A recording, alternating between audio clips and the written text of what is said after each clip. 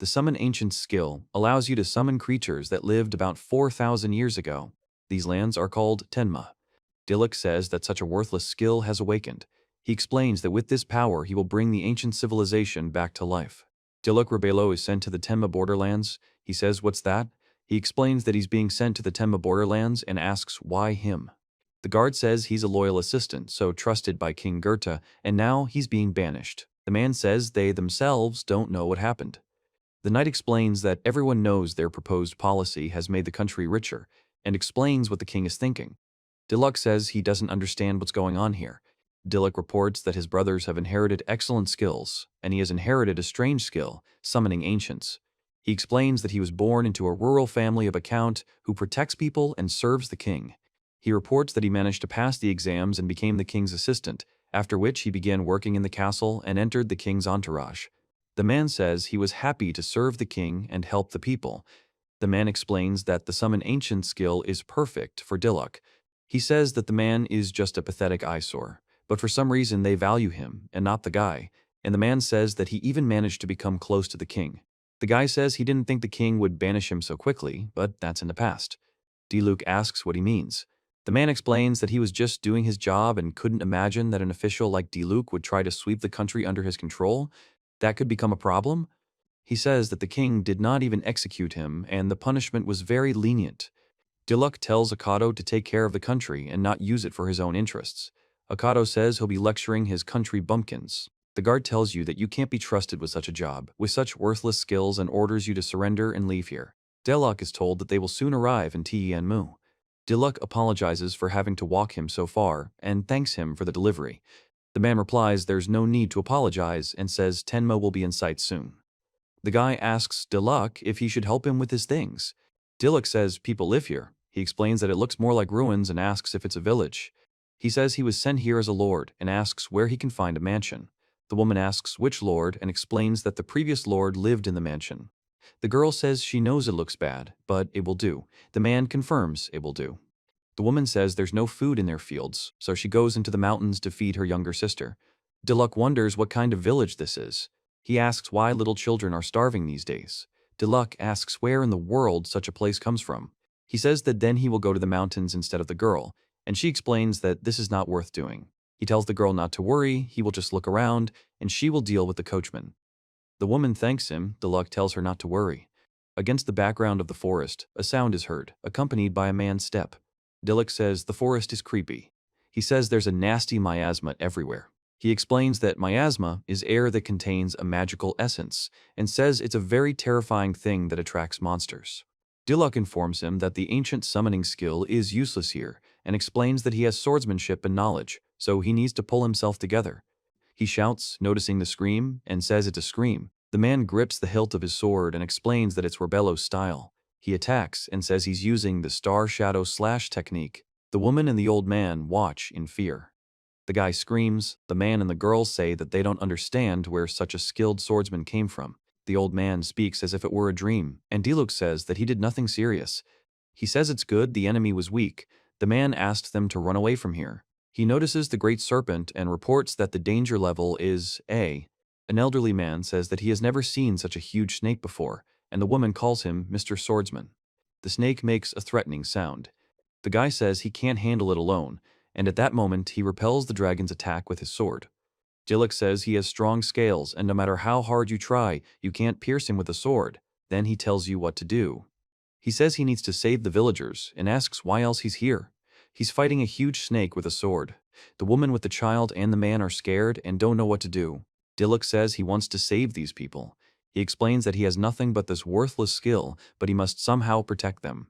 Dilek says that beyond that he wants to look him in the face again. He strikes with his sword. He says it's his skill. He explains that you can activate the Summon Ancient skill, but you need to spend points to activate the vault. He then explains why this is happening now and asks what summoning and points are. Dilek says there's no time to think and orders the skill to activate. The snake makes a hissing sound.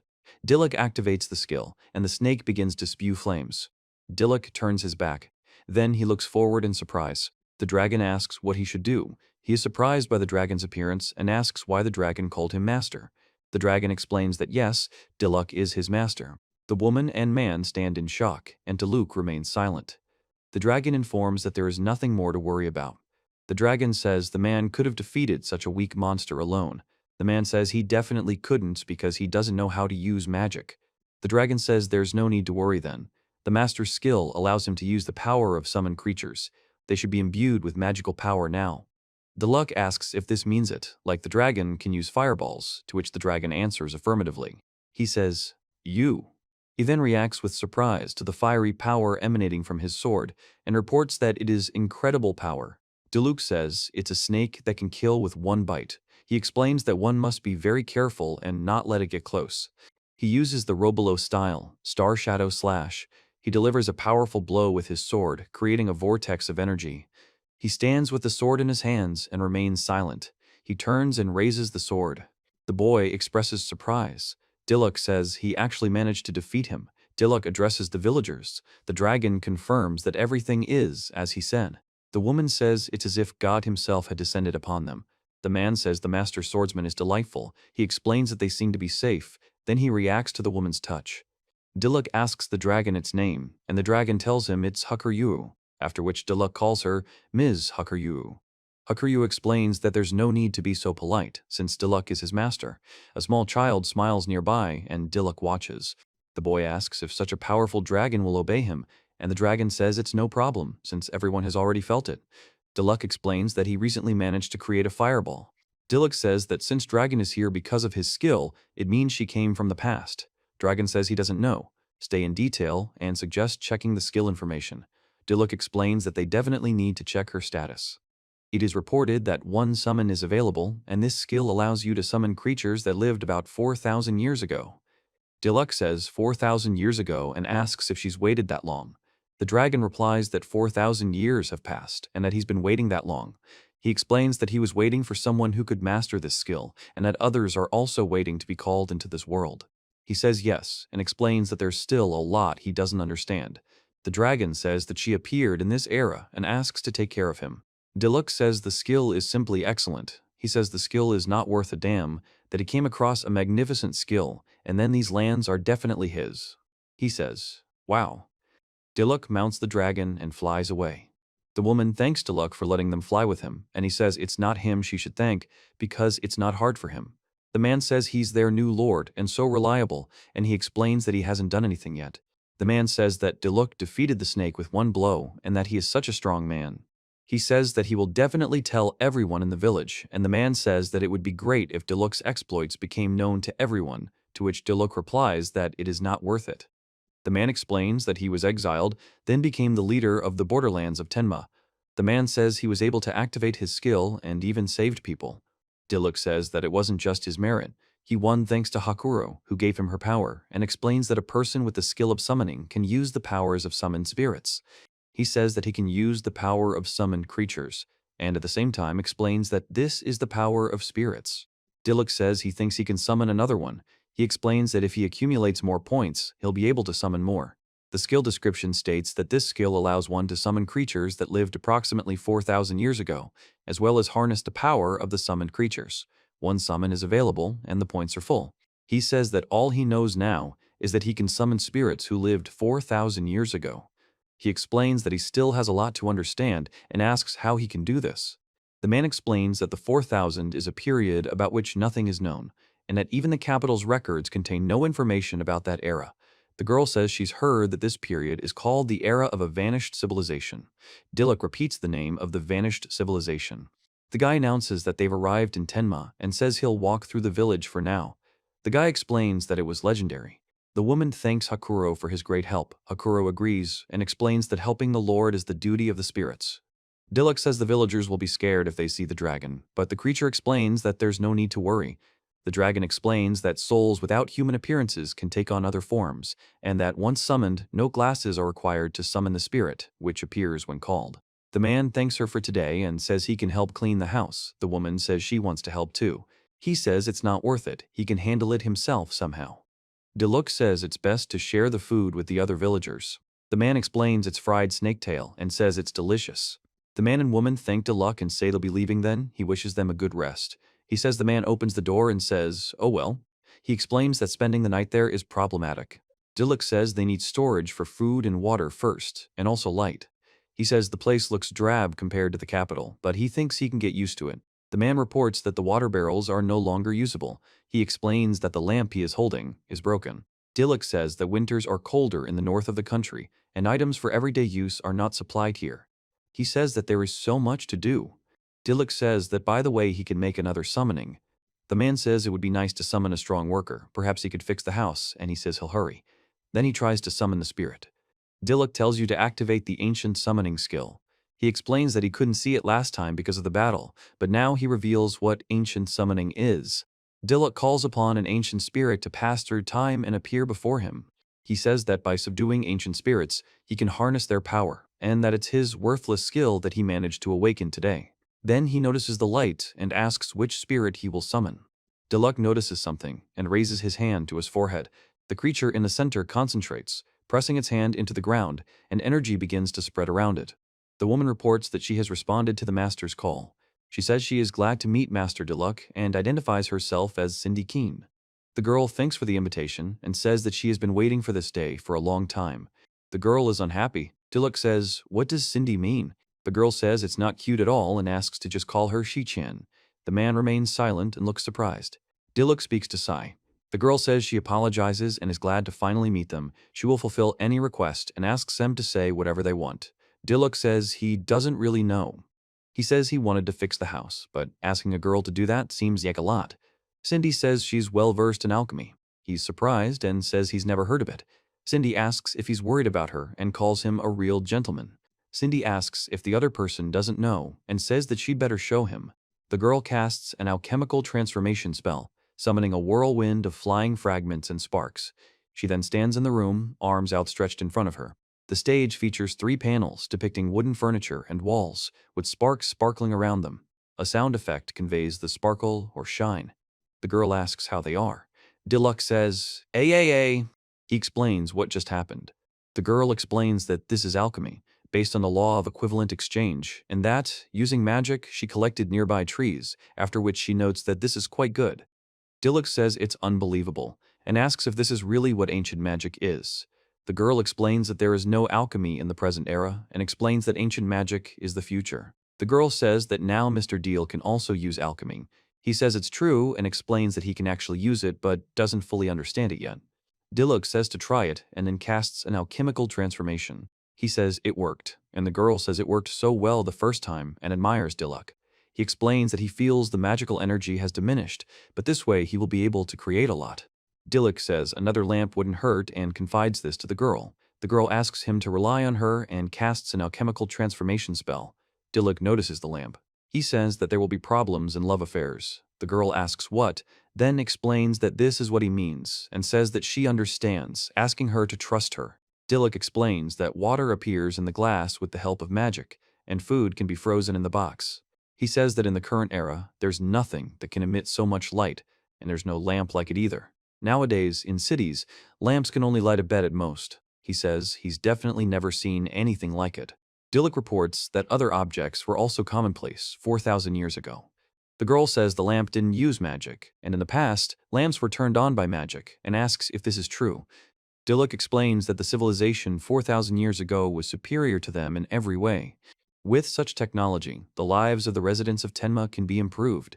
Diluk says it will be possible to recreate an ancient civilization.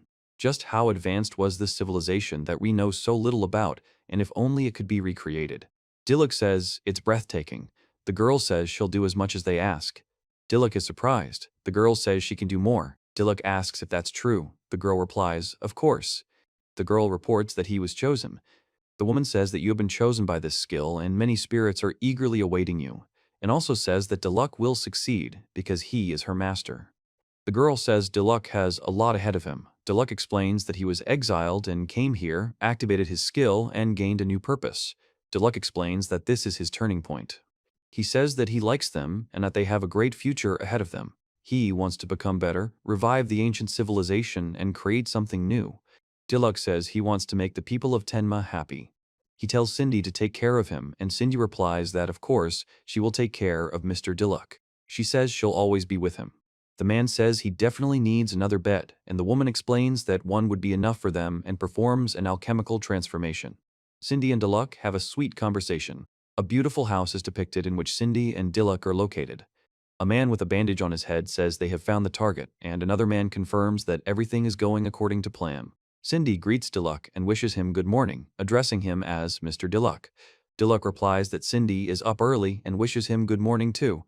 The girl says she's trying to be helpful after being summoned and wanted to make breakfast and wait, and also created kitchen utensils using alchemy. The boy says they have no food. The girl says she can't create food with alchemy and really wanted to feed Mr. Diluk. Diluk says he's glad the girl thought of him. He says that first they should get some food and take a look at the fields in the village. The man says that today they will eat fried snake tail again, and is that really tasty? The man says that this is Tenma village, and Cindy looks on in surprise. The man sees Diluk and thanks him for yesterday. The woman says she's working in the field today, and the man replies that he's decided to avoid the forest if possible and has started by picking weeds. The man confirms this. Diluk says there are quite a few people here, and they're still short of hands. The man explains that he's summoned Cindy Keen, the master's future wife, just like the dragon, and she's his new companion. Diluk says he hasn't introduced her yet. The girl asks who this girl is. Diluk explains. The girl says that she will then demonstrate an alchemical transformation. The man is surprised that it happened so quickly. The girl declares that, for the sake of her master's dream, she will help him too. The girl says that this instrument uses magic and offers to test it. The man says that he even cuts thick roots and sees something like this for the first time, and then expresses surprise. The girl explains that if you press a button, it becomes both a hoe and a plow. The man says it's incredible, such a thing would help everyone in the village. Cindy says Diluk is a good man and asks him to make more to give to the villagers, and Diluk agrees and explains that there's a trick to transforming a lot of metal. The girl explains that alchemy is an equal exchange. The metal that becomes a farming tool attracts. He says the alchemical transformation has worked. The girl says it's magnificent. The man notices a strange sound and says beep beep. Diluk says he was able to accumulate 200 points out of 1,000. He informs her that he can replenish his points by helping around the house. The girl says that this is expected of the master. He explains that if the gauge is completely filled, he will be able to summon a new spirit. Diluk says it could be beneficial for the residents and kill 2 birds with 1 stone. The man lets out a scream. He says he heard a scream. The man says the scream came from Letitia's house. He and the girl see the house and say they need to hurry there. A girl reports that her sister has been kidnapped and asks for help, explaining that the villagers and her parents have already been kidnapped, and that if her sister is taken too, things will be bad. A man with a knife says he's kidnapped her sister, and another man backs him up. Diluk and the girl next to him react. He says that if they bring out the sword, he'll finish off the little one and orders them not to move.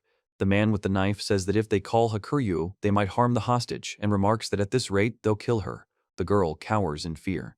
Diluk says what to do. The man tells the kidnappers that they can have them for a second. Diluk tells Cindy that she can take him hostage instead of her, and the girl next to Diluk exclaims his name. He looks at the girl carefully. The man with the knife says he agrees. The girl asks Sino what she's doing, and Sino leaves without answering. Diluk says he didn't expect this turn of events. The girl says things will be different now and suggests they work together. The woman says Rina, and Rina calls her sister. The guy says it's not bad, bro, and explains that it will heal properly soon. The man yells, "Stay still," and says, "See you later." Diluk and the girl watch as the table and chair rise into the air and spin around them. He says it's not his fault and explains that Sinai knows how to use magic, so she had to go in Rina's place. He adds that she definitely wouldn't have given up so easily and that she definitely has a plan. A stick with a sharp object attached to it starts sparking. The man says he can't believe how dare they do this. Diluk says it's magical power. He says he'll borrow the sickle for a while. Diluk orders Hakuro to come with him, to which Hakuro replies that of course he will. A man says it's a good product and what an easy deal, and another man says it will make them a lot of money. The 2 men laugh.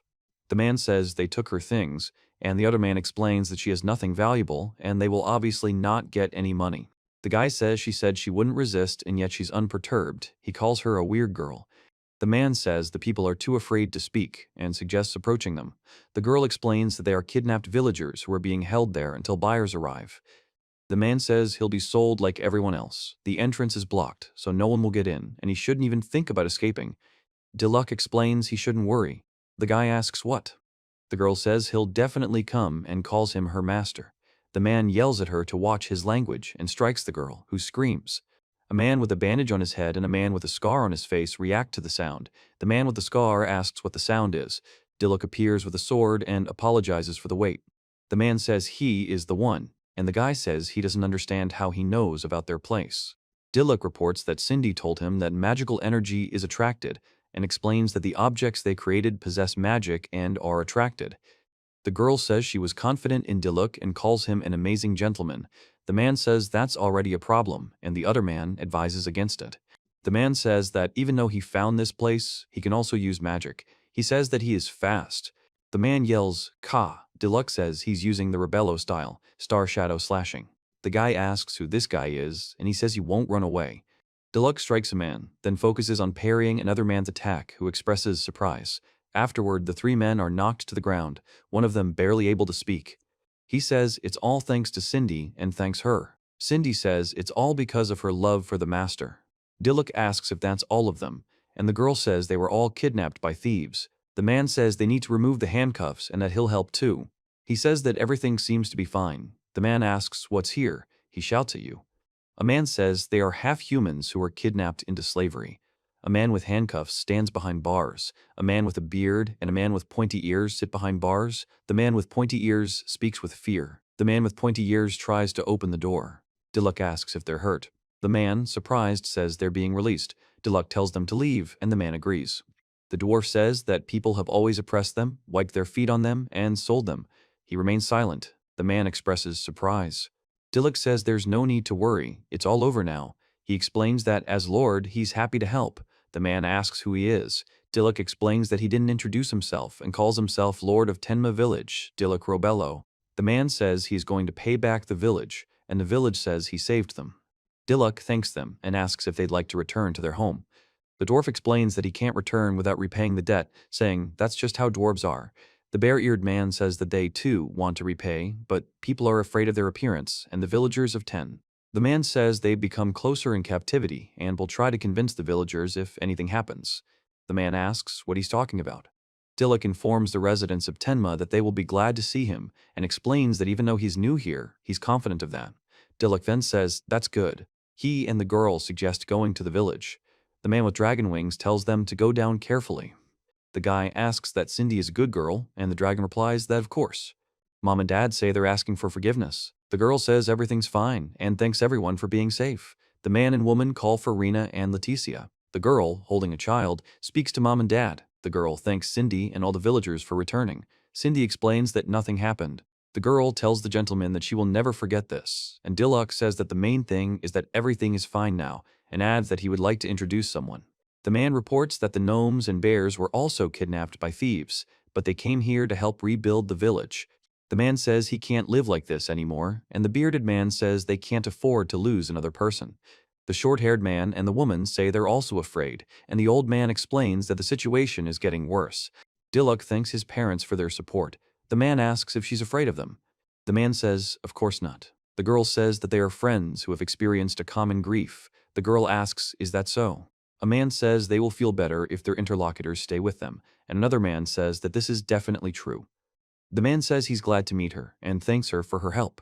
The bare-eared man says he's also glad and hopes for further collaboration. The girl and Dilok smile and say that together they can overcome any challenge. The man reports that, as they said, this is a good village. Dilok says thank you for coming and tells them that he is counting on them.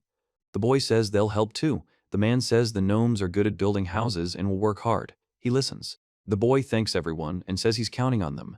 The text states that this is the first step toward his dream of a happy life in Tenma. The girl reports that after summoning the spirits, they were kidnapped, so they will create the most powerful possession. The girl explains that they are now heading to the city. The woman reports that they received an excellent award. Dilok says it seems the police themselves didn't know what to do. The girl says they were so confused when they were brought in and praises Dilok for being a good guy. He reports that they captured the kidnappers. The police officer asks if they really captured them all alone, to which he replies that they weren't exactly alone. He then explains that several days have passed since then, and to collect the reward from the police, they arrived at the nearest.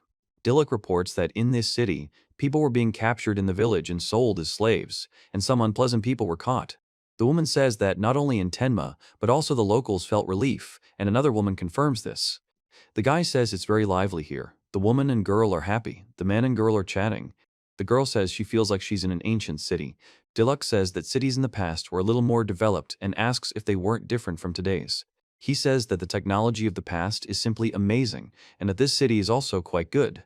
The girl says that for her, the best city is the one where she can walk with the master. A young man and woman announce that they've come to Hakuryuyu for a date. The man explains that there's an important task today. Dilek says he wants to make a deal. The girl asks about the deal. The man says that Tenma has no connections with the outside world. Diluk says that they will try to sell the created items, and also reports that he also learned alchemy and wants to sell goods in large quantities. He says they should have good value, and if they can make money on it, it will help the whole village. The girl says they are obliged to succeed. Diluk reports that representatives from the Klyon Chamber of Commerce came by the flag, and the man says he heard they are the best in the country. He and the girl walk in and say hello. The man says he hasn't seen them before and asks why they came, asking them to be brief and asking if they are looking to buy or sell something. He explains that they are looking to sell, and the girl notes that it is the country's leading trading company. Diluk says he needs to take a look first and that he won't be intimidated. The man says he's full of confidence after looking at her and says, The man reacts with surprise to Diluk's actions. There are 2 glasses and a lamp on the table. The girl tells her to touch the magic stone. The man asks about the stone and some kind of magic. The man is surprised by the appearance of water and asks what kind of glass it is. The girl explains that the magic accumulated in the stone transforms the water, and 1 glass of water per hour can be created, and it's drinkable. The girl explains that if you turn on the lamp, then the man admires the brightness of the light and says, the man says he'll pay 100,000 Peru for the lamp and 100,000 Peru for the glass. Deluxe says he'll buy everything from them. Deluxe explains that 100,000 Peru, depending on the position, could be equivalent to a month's salary, or even more than he imagined. The man offers to sign the contract quickly and asks Deluxe's name.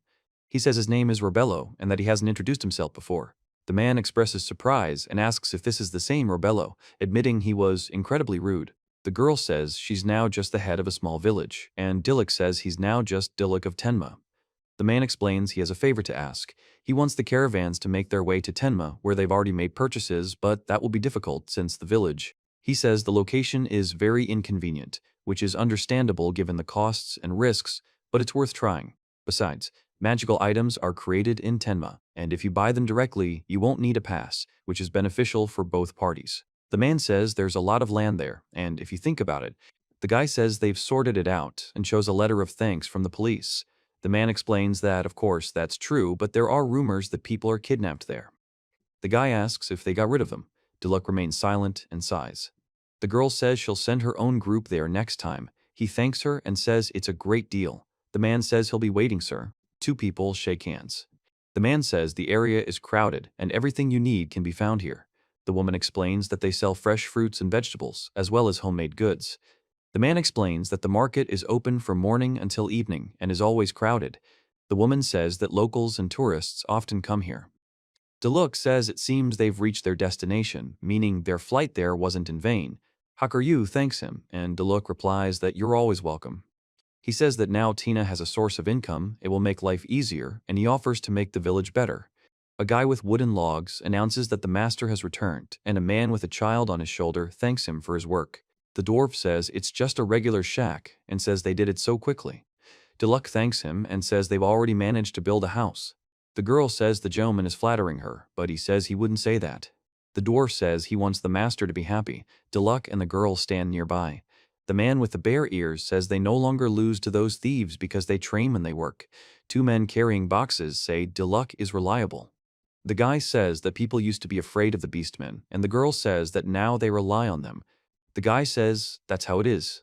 The girl and Deluxe are silent. The man says he feels like he's in a dream and lacks the words to thank the master. He says he should be grateful and thanks the man. He explains that something needs to be done with the fields. The girl welcomes the master back, and he calls her Leticia. The girl says it hurts. The man says the water is cold. Deluxe says that this water comes from a nearby stream, where he collects it and waters the fields. The girl listens. He says the village's population has increased, and agriculture requires a lot of water, so using a jug is inefficient. The girl explains that there's not much you can do with a jug. The man asks why the girl is constantly running back and forth, to which she replies that, yes. Diluk says that his alchemy level has increased and informs that he can now create various items in exchange. The girl reports that the interlocutor is already at level 3 and can now use much more magical energy. Diluk says yes, let's try. The man announces an alchemical transformation. A powerful explosion and destruction occurs. The woman reports that the ground here is hard, but he was even able to create a water channel. The girl says, "That's amazing, sir." He explains that it turned out well. The woman notes that it's a water channel. The man says there is not enough water from the stream. Diluk asks if they used to live on the water from the spring. The girl replies that they did, but there used to be more of it, and recently the flow has sharply decreased. He says there's less water, and there hasn't been any climate change here, so the problem lies in the water source. He writes in his notebook that drinking water and agriculture have significantly reduced the flow recently, and asks why. Diluk says that maybe something happened in the forest. The man says that it will be necessary to check. Diluk says that there is still a long way to go, and the man warns the gentleman to be careful. In the first scene, he says that dangerous monsters live in these parts, and that they might have something to do with all this. In the second scene, he says that it's worth checking anyway, but to be on guard, to which the men respond yes. The man says they must return to the village in one piece, to which the boy asks if they must. Diluk explains that otherwise he won't be able to look Cindy in the eye and asks for forgiveness on her behalf, and also wants them to do the hard work of research if something happens to the gentleman. He shows the net. A man with 3 companions asks why they need to eat. Diluk explains that she made a boar trap that snaps shut when prey gets caught and that the corners are weighted with magical stones. He explains that if a person gets caught in the net, they simply need to touch the stones to free themselves, the husband. He says that if they can get at least a little food this way, the villagers won't have to go into the mountains. The man suggests they move on for now, and the girl agrees. The man reports that there are more miasmas here. Diluk says he has one request. A boy reacts to a man who says that if monsters appear, they will let them fight. The man says they've saved him and want to show him their true strength. Diluk listens. The man says okay, then thanks and agrees to the proposal. He explains that he can't stand by and watch his villagers put themselves in danger and asks if he can lead them during the battle. The growling of wolves is heard in the forest. He reacts sharply to the sound. The guy in the hat with ear flaps says they need to surround the enemy first, and one must be with him, to which the 2 men agree. The man with 3 wolf heads growls and calls himself the enemy's Cerberus. The man explains that the Cerberus's 3 heads give it a wider field of view, and at first it needs to be disoriented in close combat. The man says he'll show bear fury and attack the Cerberus. Diluk tells him to throw it and adds that he mustn't let his guard down. The wolf growls. The man stabs it with his spear. The man plunges the spear into the ground. The wolf growls and falls. The man announces that they have won. Diluk says it's all thanks to them and says they did a good job. The man says they're great. He says that there is only a little bit left to the water source and suggests that we continue in the same spirit. He shouts, "Woo woo woo." Diluk says it is. He reports that there is a source of water in the mountains. Diluk explains that a huge rock is blocking the water flow. The man says he'll break it and asks her to leave it to him. The guy notices something and says it's the same thing. The man with the spear says it's not a stone. The man with the spear warns it's a stone golem. Diluk tells them to throw big rocks at him. The man with the bandaged head explains that they're doing as the gentleman said, but the other man doubts it will work. Diluk says everything is fine, but the man with the bandaged head says it didn't work. The guy says he uses Rebelo's style. Diluk explains that if you use that rock as a wedge, you can stop it, and says you need to aim here, calling it the fiery slash of the full moon. Diluk says that's not bad, but if the rock continues to crumble, it will fill the entire pond. Diluk. The guy then reports. He says, "Hakuryu?" The dragon replies, "Yes, sir." He explains the Rebelo style. He says, "Crushing sword." Diluk plunges his sword into the head of a huge creature. He explains that the energy stone helped the golem move. The men in animal costumes look at the destroyed golem in surprise. He strikes it with his sword. The man reports that the golem has crumbled to dust and calls the other man a good man. Another man says that the other man was also a great help and thanks Hakuryuyu. Diluk says the problem is solved. He says that now water should return to the village and asks them to return quickly as he wants to see their happy faces. At this moment, the royal capital informs the man that his name was. The guy says, "Your Majesty." The king turns to a man named Akado and asks if he knows why he was called, to which Akado replies in the affirmative. The king says he wants to talk about how the other person works. Diluk says that if he can't handle this, he won't be able to protect those he cares about. He explains that after losing his previous assistant, he appointed the other person to this position and asks what his job entails after the loss. The other person explains that it's unacceptable for monsters to invade the castle. On the right, the man reports that the knights Diluk trained were exterminating demons, and at that moment he was told they stood there like statues. On the left, the man says the person he's talking to is much worse than his previous assistant.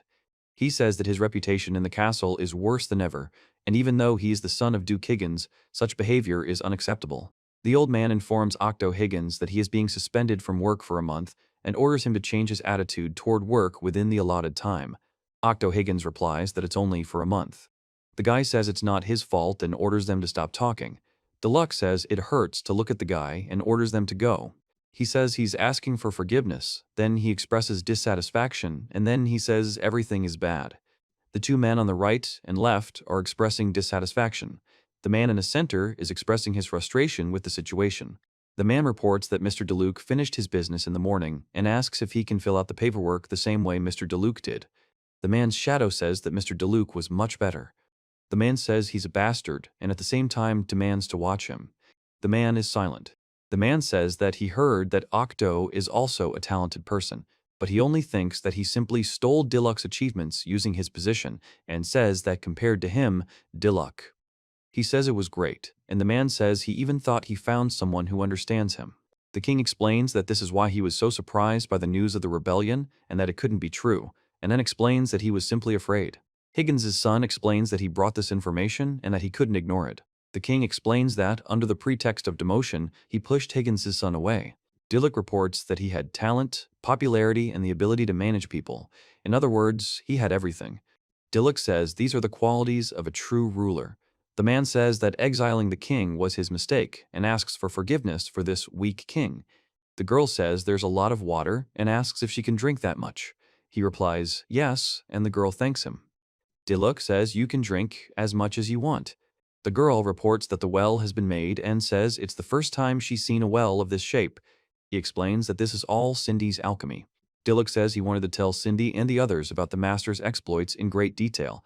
Diluk laughs. The girl says that water is essential for agricultural life, and the woman says that it should improve the lives of the people in Tenma. Diluk announces the skill bar sound and goes, beep, beep. The man announces that the gentleman has earned points, and Diluk says that he thinks so. The guy says that he already has 1,000 points and can now summon another spirit. The girl says who is the third spirit.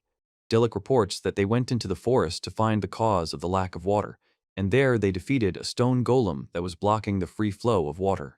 So we brought water back to the village. He says he's accumulated points and can't wait to see who he'll summon this time. Diluk reports that they went into the forest to find the cause of the lack of water, and there they defeated a stone golem that was blocking the free flow of water. So we brought water back to the village. Then he announces that he's maxed out his points and can't wait to see who he'll summon this time. He calls out the ancients. A woman appears and says it's him. Diluk tells Alice not to be nervous and introduces himself. Alice replies that she's glad to meet them but is nervous and apologizes for messing up again. He says he is very glad to meet Alice. The girl says that she, A.E.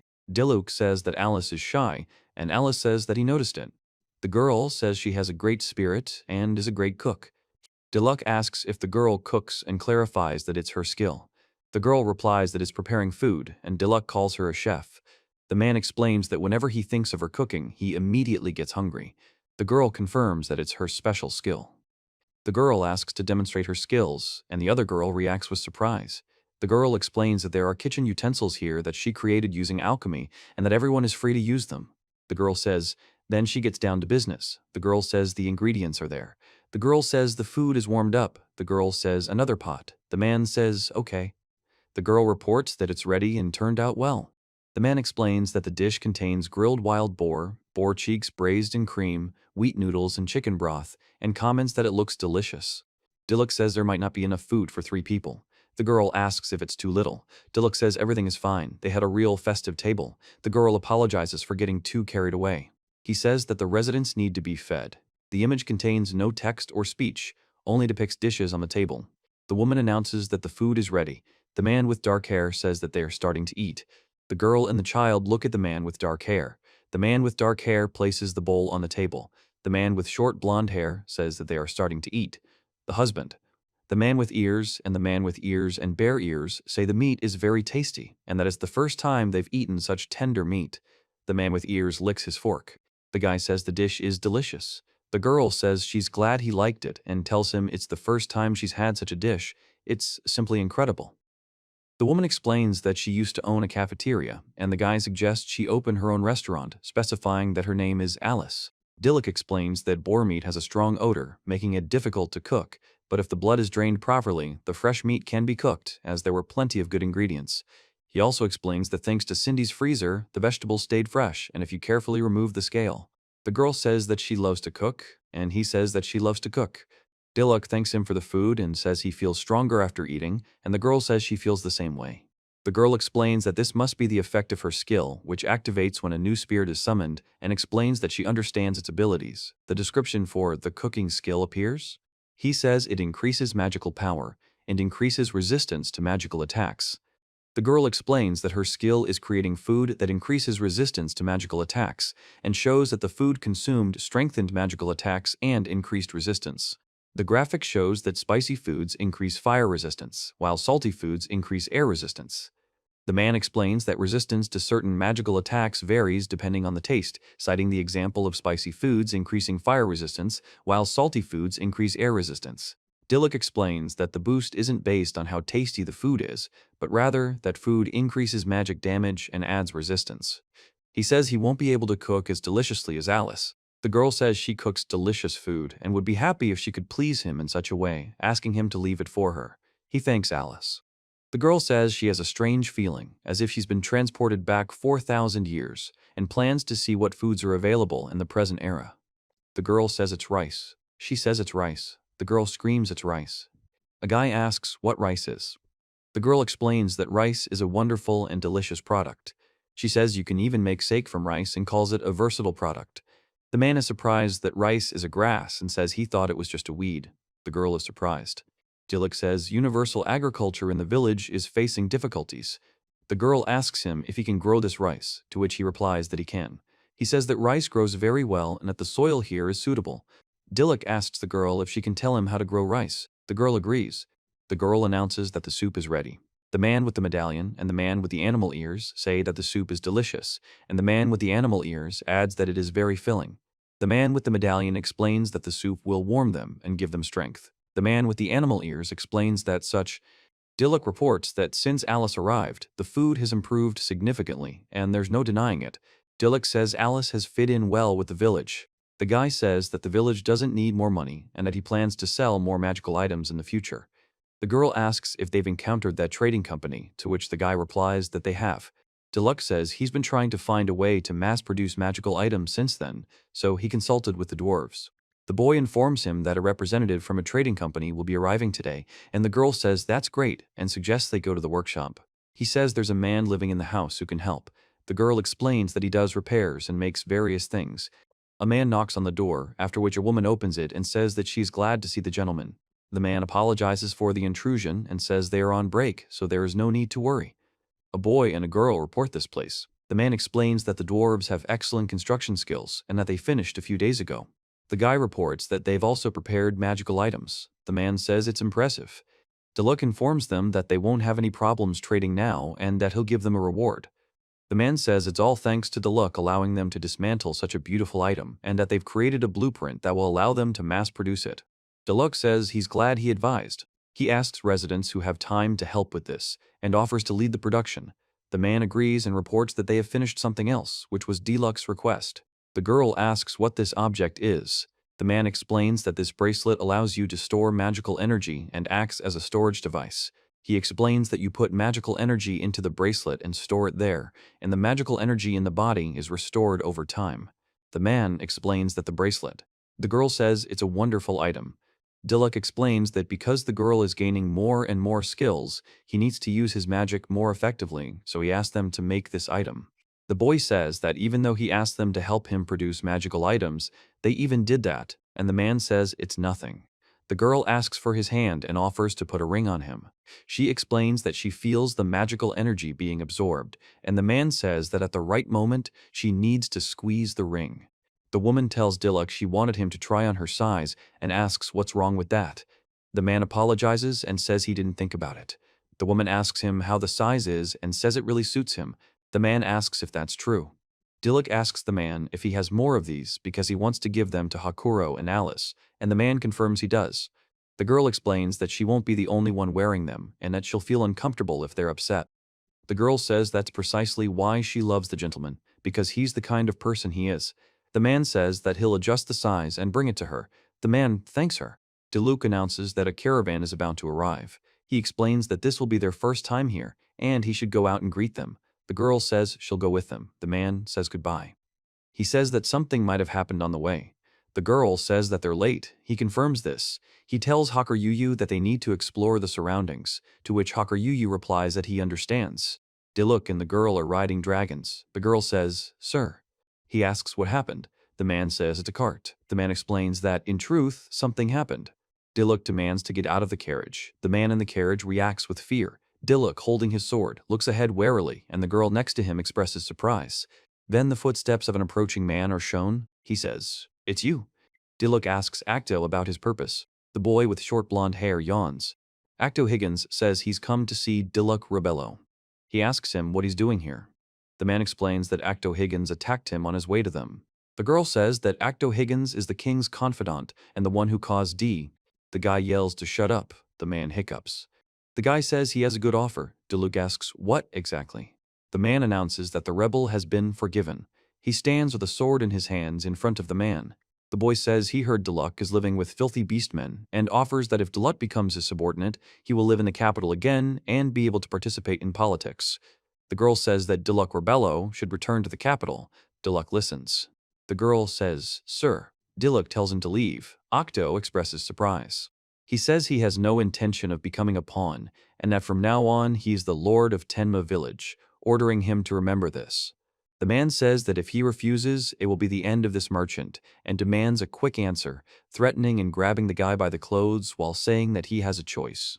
Diluc says he won't let it go. A man in military uniform asks what it is. The creature says it heard everything from the sky. The man thanks it and says the main thing is that they're safe. He says thank you to Hakuro. The guy says what kind of monster this is and what kind of demon this is. Diluc says he's not a demon but his friend and appeared with the help of his skill. The man says skill. He says that no matter how many of his friends you invite, you will still remain small fry. The man says that Diluc can't do anything alone. Diluc says that he relies a lot on his friends and maybe, but he says that summoning is his skill. The man asks what kind of magic it is, calling it flame. He rushes forward. Diluc throws a sword at the man, who tries to defend himself by gripping his sword with both hands. He explains that he has no intention of killing, and warns that if the enemy does not surrender, he will be forced to use force. The man in military uniform panics and tries to justify himself and begs for mercy. He states that the enemy has lost and must admit defeat. Diluc says he will bind Akado and simultaneously casts an alchemical transformation spell. The man kneels, surrounded by tentacles. He informs her that the Higgins family will soon begin searching for him and will come for him, after which the man apologizes for dragging them into this and offers to return to the village, to which the woman agrees. The girl calls Diluc sir and says that he was so cool, and Diluc says he doesn't think the king would give Akado time off and asks why Akado is here. The girl uses magic near the cart. He says it's a sound. He reports seeing a coat of arms. The man on the horse reacts to the sound. The guy on the horse says he is the king's rider and asks what Diluc is doing here, and Diluc says he is looking for Lord Akado on the king's orders. The man on the right says he's tied up for attacking a civilian. He says he escaped from the mansion and that this even happened, and then expresses surprise that he escaped. The man informs Mr. Akado that he has received orders to take him back to the capital and hands over a letter stating that as of today, Akado Higgins will be suspended from his position as the king's assistant. The suspension period will be extended for another 2 months and the punishment will be handed down later. The boy says his father didn't approve of the dismissal and punishment. The man says they received Duke Higgins' approval and his written confirmation, so he asks them to refrain from resisting. Diluc says he's entrusting the rest to them. The man thanks Mr. Diluc, and the girl says she's finished with the repairs. The man thanks her and offers to go back. He says that a dragon isn't just a beast, but a being with intelligence and feelings. The girl explains that a dragon can understand a person if they show sincerity and respect. The man says that he himself once managed to befriend a dragon, and now they are inseparable. Diluk says there's no need to think this is the end. A man in uniform supports another man. Diluk and the girl stand next to the dragon. The guy says, "Damn." The man looks on silently with a tense expression on his face. A month later, Tenma village. The girl reports that the water from the well is tasty and clean, and the woman explains that there used to be no water here, but now there is thanks to the efforts of the local residents. The man says they will continue to work to improve the village and make life better for everyone. The guy invites them in. Diluk says he's glad they've beefed up security in the area since that incident and apologizes if he gets involved in anything like that again. The man from the Kion Trading Company says good afternoon, shares good news, and explains that the magical items sold out in no time. The guy reports that requests for maintenance on magical instruments are also increasing. The man says it would be wasteful to buy a new one if it breaks. The man explains that he can't believe the guy has turned maintenance into a business, and thanks to him, they're doing great. The man hopes that Diluk will continue to work with them. Diluk asks him to wait. The man offers him a snack before the long journey and apologizes for the wait, handing him a hot meal. The guy sees this dish for the first time and asks what it is. The girl says it's a special pilaf, and he explains that it was prepared by their best chef in Tenma. The girl explains that this dish of the day is made with venison, rice, and spices. The rice is cooked with a small amount of water to make it fluffy, and freshly picked carrots are added, grilled with butter. The man says he'll try the rice. The guy eats with a spoon. Diluk says the rice is delicious and asks why it is so delicious. He reports that all the produce is grown on their land. The man says that Mr. Diluk has rice and that there are no spicy dishes. Diluk says that if there's no rain, the rice harvest will be poor, and he won't be able to help. The man explains that there's been little rain this year, and if it doesn't rain, the harvest will be poor. The guy says it's busier here than last time, and he explains that before, this place looked like an abandoned village. The man says that Diluk has many different races living with him, and that he also has talent. Diluk says this isn't all his doing. The woman reports that everyone in the village helped her. Diluk says Tenma's development has only just begun. The man says he too can't wait to see the future of this village, and they will see it soon. The woman says the neighboring town is called Rosas. A man is sitting, and a boy is playing on the ground next to a dog. The boy reports hearing news about the neighboring lands and how they've recently begun to develop. The man explains that their land is poor, and it's all because of their lord. The girl says that spirits also want to dress up. The boy explains that exiled nobles are reviving border territories using ancient spirit summoning. The man says he's transporting goods to a nearby town and warns that the road is dangerous. Diluk says he's aware of the dangers and is prepared for the journey. The man explains that bandits have appeared on the road recently and advises caution. A voiceover announces that the party has also been accepted. The man thanks Diluk and says that, as always, thank you, Mr. The man says that they have both an excellent vegetable and a great reputation and thanks him for it, while the woman says that she is amazed by the man's talent. The man reports that he has heard rumors about Diluk expanding his territory, to which Diluk replies that this happened recently. It is said that through the persuasion of King Ji, the territory he ruled greatly expanded, the reason for this being that there was no one else in the area who could act as a ruler and that the Tenma was stably regulated. Diluk reports that the forest and water areas have expanded right up to the town of Rosas and asks where the influence has spread. The man explains that a few days ago he overheard a conversation about Akado becoming the head of that town. The man asks if something is wrong. The man says he thinks this isn't a problem for them, but he's warning them just in case. He says, Akado. The man says, see you then, Diluk replies, yes, see you. He reports that aristocrats expelled from the central part of the country are often sent to the villages, and Duke Higgins probably thought that this was an opportunity for him to change his attitude towards him. The guy says that if Akado plans anything again, Tenma could be in danger. The same guy laughs. Diluk reassures Cindy and says it's not all that bad. Cindy asks if he can give her a slap on the wrist. The man explains that the current territory adjoins Rosas through the forest and there's nothing wrong with being cautious. Another man explains that they are currently being guarded by. He says he's been thinking about traveling through new territory and wants to be prepared even if they're attacked. Devato says he's relying on Cindy while he's gone. Cindy says she'll go with them. Diluk says that they are heading into the forest then. The man replies that, yes, a forest is shown. Then he says that there is a path in the forest. Diluk says there's not much miasma here, but there are plenty of monsters. The man says it'll be easy to hide if Akado attacks and suggests setting traps just in case. He reports that the net he made can't catch anything but small animals. The girl explains that the net needs to be big enough to catch a large animal and suggests making it wider. He explains that he's currently trying to make the net wider to make it more effective. Dilek says the forest is huge, and it's just impossible. He reports that this territory extends all the way to the sea, and that they will not have enough time or strength. Dilek says it's an alert sound.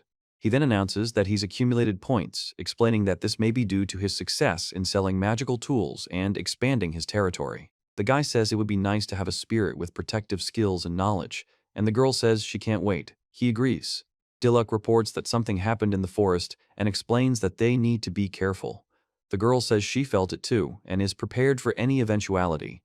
He speaks of an ancient spirit to pass through time and appear before him and pronounces the call of the ancients. The woman appears on her knees. Carrot Sandy says she is honored to be called up and introduces herself. Dilek says it's a pleasure to meet Carrot and thanks her for answering his call, introducing himself as Dilek Robello. Carrot tells Mr. Dilek. He says the topic is 4,000 years in the future. The girl asks what that is and says 4,000 years is the future, hoping it will be useful. The guy says he relies on Carrot. The girl thanks him and reciprocates.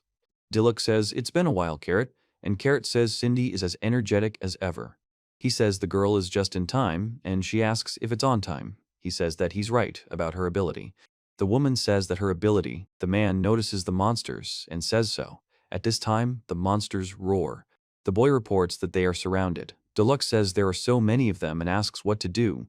The man asks Mr. Dilek to trust him with this.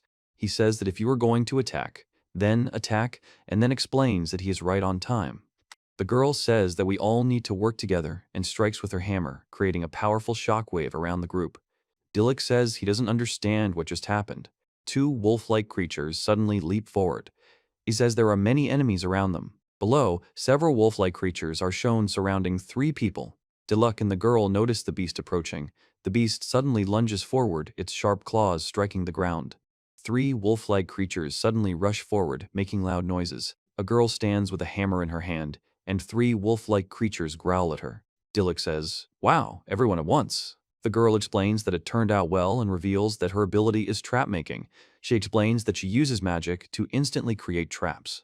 The girl explains that when creating traps, she recreates their magical structure, which she once studied, and also uses magic that blocks visibility so that no one notices the trap. Dilek says he didn't see anything at first. The girl says that, as a hunter, it's a great compliment that he didn't notice. He says that you can't set a trap until you fully understand its design. Dilek says it's incredible and a perfect ability for defense. The girl responds by asking if they want to protect anything. The girl says that Carrot is an amazing person, and he listens. The man reports that in ancient times she built a castle in Tenma. Dilek says it's a castle in the shadows and asks if she built it. The girl says she didn't do anything wrong, to which he replies that she's shy. The girl explains that Asama too was the royal alchemist, creating magical items for the royal family and was even called the alchemist of Tenma. Dilek says that the ancient Tenma is already a thing of the past. The girl says she thought it wasn't cute at all. Dilek says he didn't know that. The woman reports that everyone lived in peace. The man explains that in ancient times, Tenma was ruled by a king, and the people created their own culture. Dilek reveals that Tenma's castle was her symbol and center of defense, and explains that when it comes to the castle, it had an important meaning. It is reported that because he was well guarded, Tenma developed peacefully. Dilek says the castle is the center of defense. He explains that the castle was built in ancient times to protect people's lives, and that culture and civilization developed within this castle. The man asks if it's possible to recreate that castle. The girl turns to Dilek. He explains that Tenma needs a defensive force now, and if they could recreate the ancient castle, they could make Tenma even better. He says he wants to see that civilization with his own eyes. Dilek says this is the current Tenma. The man puts his hand in the bag. He says that the area itself hasn't changed much, and the girl confirms this. The girl says that she took part in the construction and that the plan will need to be changed in accordance with the current situation, and then says that she can recreate it. The guy thanks her. The girl suggests they start building a castle. At the same time, Rosius, the guy in the cap, says that agricultural trade has been stopped and asks why, and the man with short blonde hair says that this is a message from the new lord. The guy in the cap is perplexed. The man with short blonde hair explains that there might be. Dilek reports that as soon as that jerk showed up here, everything went crazy, and the guy asks them to be quiet because they might hear. The man explains that business is going well here, and information about trade regulations and tax increases has been presented. The girl asks what's wrong with this city. The boy reports that they're done with the patrol, and the man thanks him and says it's much safer here. The girl asks how the village defense is going. The man explains that, thanks to the walls and water channels, the security measures taken by Carrot have made Tenma safer. Dilek tells Carrot, and Carrot tells him that with her ability, that would be a piece of cake. Carrot explains that her ability is to create traps using magic. She was a master trap maker and an excellent builder in ancient times. Reconstructing ancient Tenma's castle is our current task. Carrot says they'll be able to begin construction soon. The man says it's hard to build alone, and they'll help too. The girl says the more, the better. The bare-eared man explains that they can definitely handle the heavy lifting, and the girl thanks him. Dilek remarks that they're taking on a lot. The man explains that. He says, let's summon a new spirit using his skill, and the man says it will be better if there are more workers. He carries out the summoning. Dilek says there's still a little bit left to save up. The girl asks if there is a need to rush so much, and the guy says that he will give it his all today and will be able to summon. Then the guy says that it is possible and not so fast. Dilek says he just wants to do his best for this village. The girl says Dilek is a great lord. A girl says that well water tastes better than tap water. A man explains that it's because the well is deep underground. The girl explains that well water is healthier than tap water. He says he can do a trick with water and begins to do it. The boy explains that there are many dangers in this world, and the girl says they must be careful. The woman explains that cooking is an important skill, and the boy with the headband explains that he learned to cook to survive. The man with the spear says they are ready for any challenge.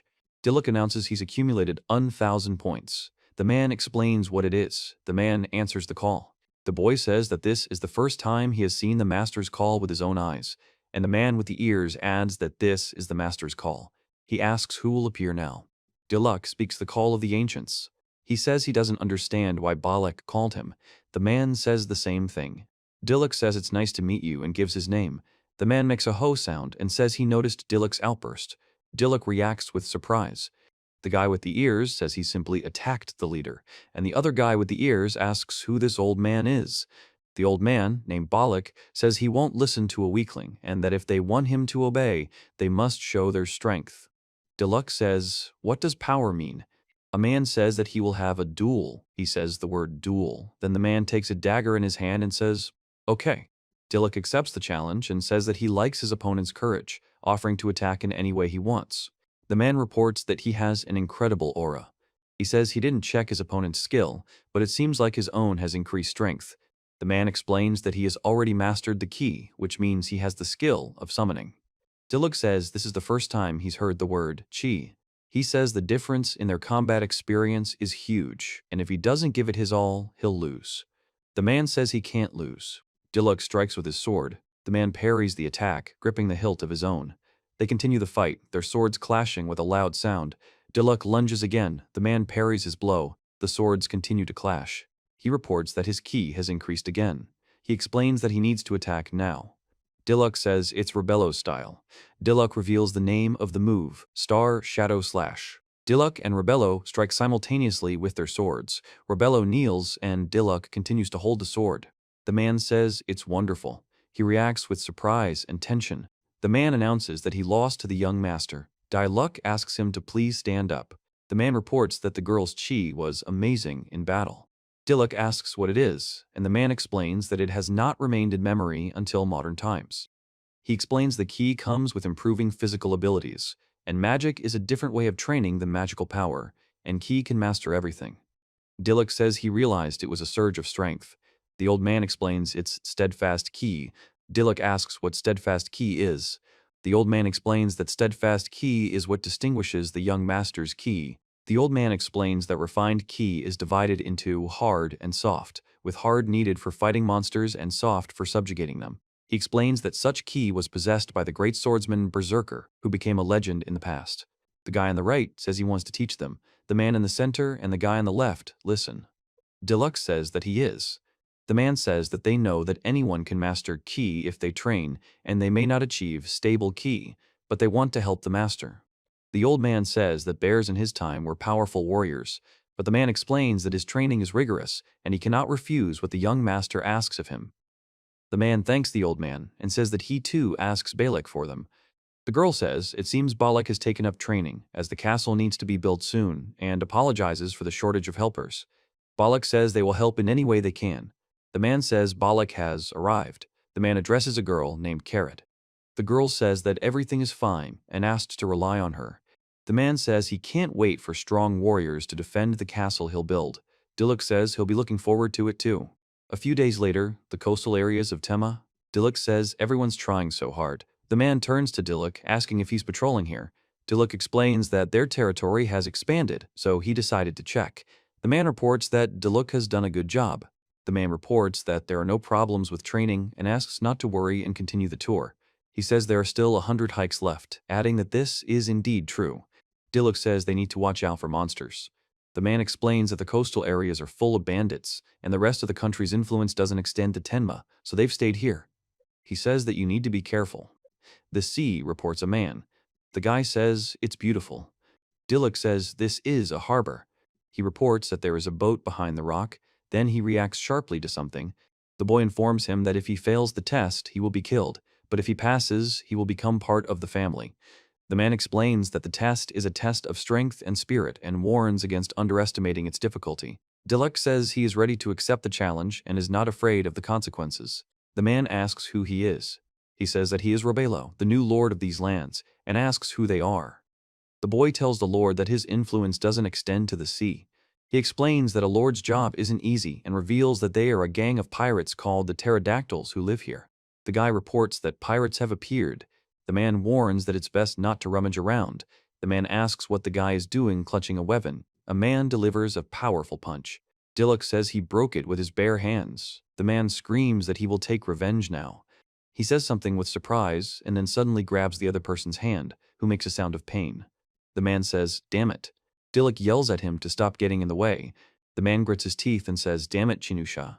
Diluk throws away his sword, and the man with the long cloak notices, saying, the boy asks his brother what to do if they are caught and return to the city, and he tells him not to panic. Diluk says there's no way to reason with him. The man shouts at Chinusha that he wants to destroy the quiet place they've always sought, and declares that he won't let him do it, taking up his sword.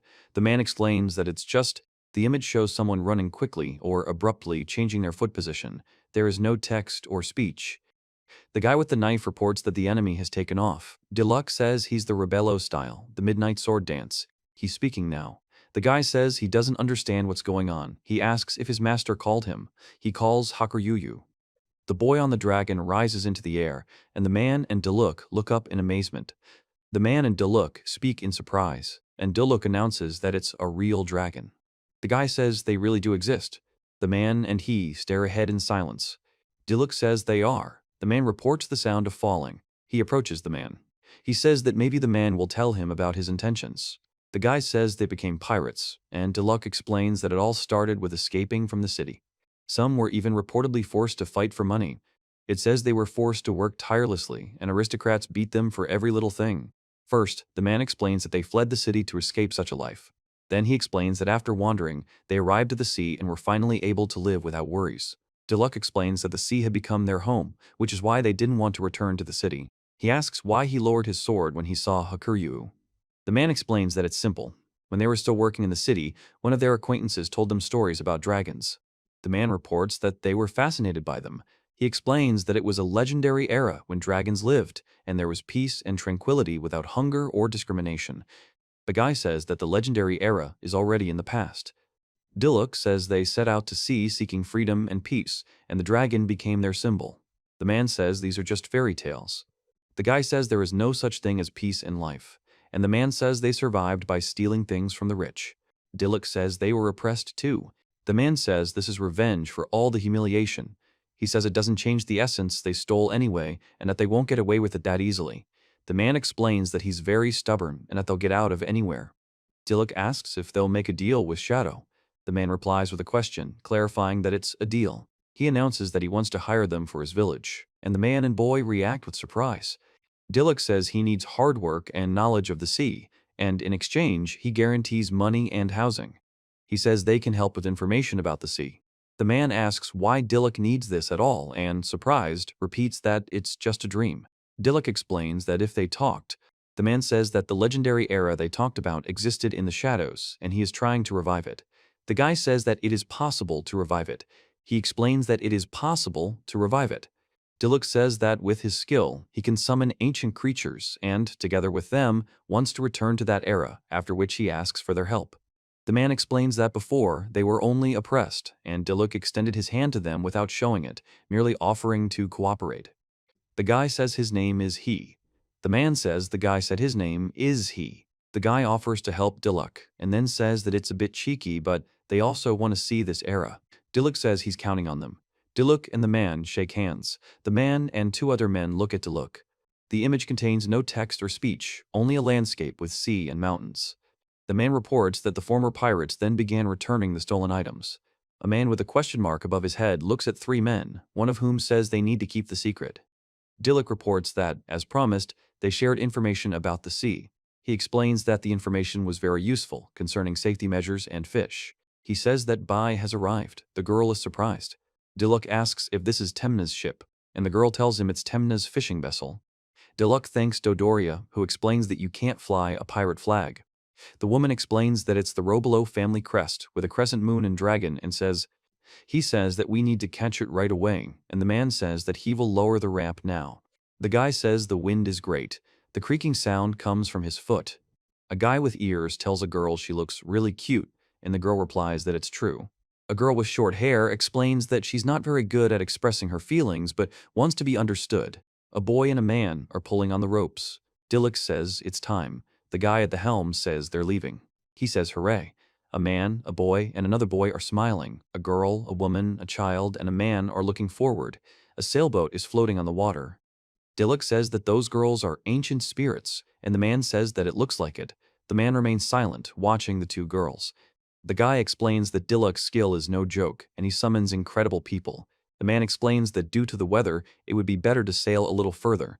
The girl asks if they'll be fishing in the open sea. The man says they're simply not used to being treated as equals. Diluc says, you'll get used to it quickly in the dark. The girl smiles. He explains that the master's goal is to create a place where everyone is happy, without exception. The man suggests catching a lot of fish and bringing joy to the residents of Tenma. The girl smiles, and the others listen. The girl turns to Diluc, asking if he feels anything. Diluc tells her it's not much different from hunting monsters. The girl addresses Diluc as Master. He says there are a lot of fish here. The girl says it's wonderful. The man says the magic instrument is ready. The girl thanks him. The girl explains that this is her special magical net, which automatically closes when a fish gets caught in it. Cindy reports that she's made even more nets to catch more fish. Diluc thanks Cindy for this. Cindy says she'll do anything for Mr. Diluc. He says they need to hurry up and asks Alice if she's ready yet. Alice apologizes for not being able to wait any longer. He tells her that when it comes to food, she becomes downright obsessed and offers to help. The girl hopes they'll catch a lot. Diluc senses something strange and shouts, "Wait!" The girl and the boy notice that the net has broken. The girl asks what that sound is. Diluc says there's definitely something under the ship. The boy is surprised and asks, "Is that so?" The guy says it's a sea monster and makes a grr sound. The image depicts a girl standing next to a dragon, holding a bag of groceries and a purse. The text explains that exiled nobles are reviving the borderlands with the ancient summoning of heroes, and that after summoning heroes, they have created a powerful domain. It also announces the release of the second volume of the manga. Earlier, Diluc reported that he headed to the shore, which became our territory. He explains that their dreams of an ancient civilization were similar, so they decided to collaborate for the sake of Tenma's future. He reports that he was surrounded by a pirate crew led by Dodoria. They are said to have then gone out to sea to catch fish, after which they received a ship from the pirates, which became their fishing vessel. The girl tells Mr. Diluc. Diluc talks about a sea monster. A large creature appears on the water, making a loud roar at a huge splash. He says it's Sue, and the girl screams. The boy explains that it's a sea monster called Teducer, which destroys ships with its horn. Diluc explains that a battle in the middle of the sea will definitely damage the ship, and that they need to quickly get it away from the vessel, then calls for Hacker Yuyu. The guy says it's the same dragon. He grabs the dragon's paw and jumps up. The girl says, "Sir, what is he up to?"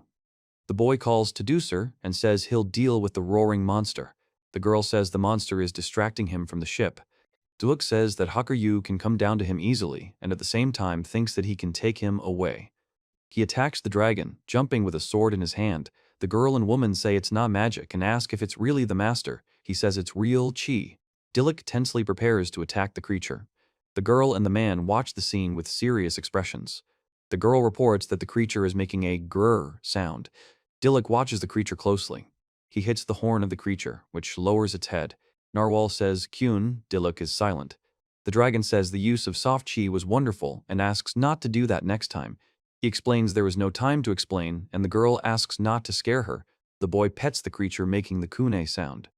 The guy explains that it's all chi, an ability from the ancient darkness.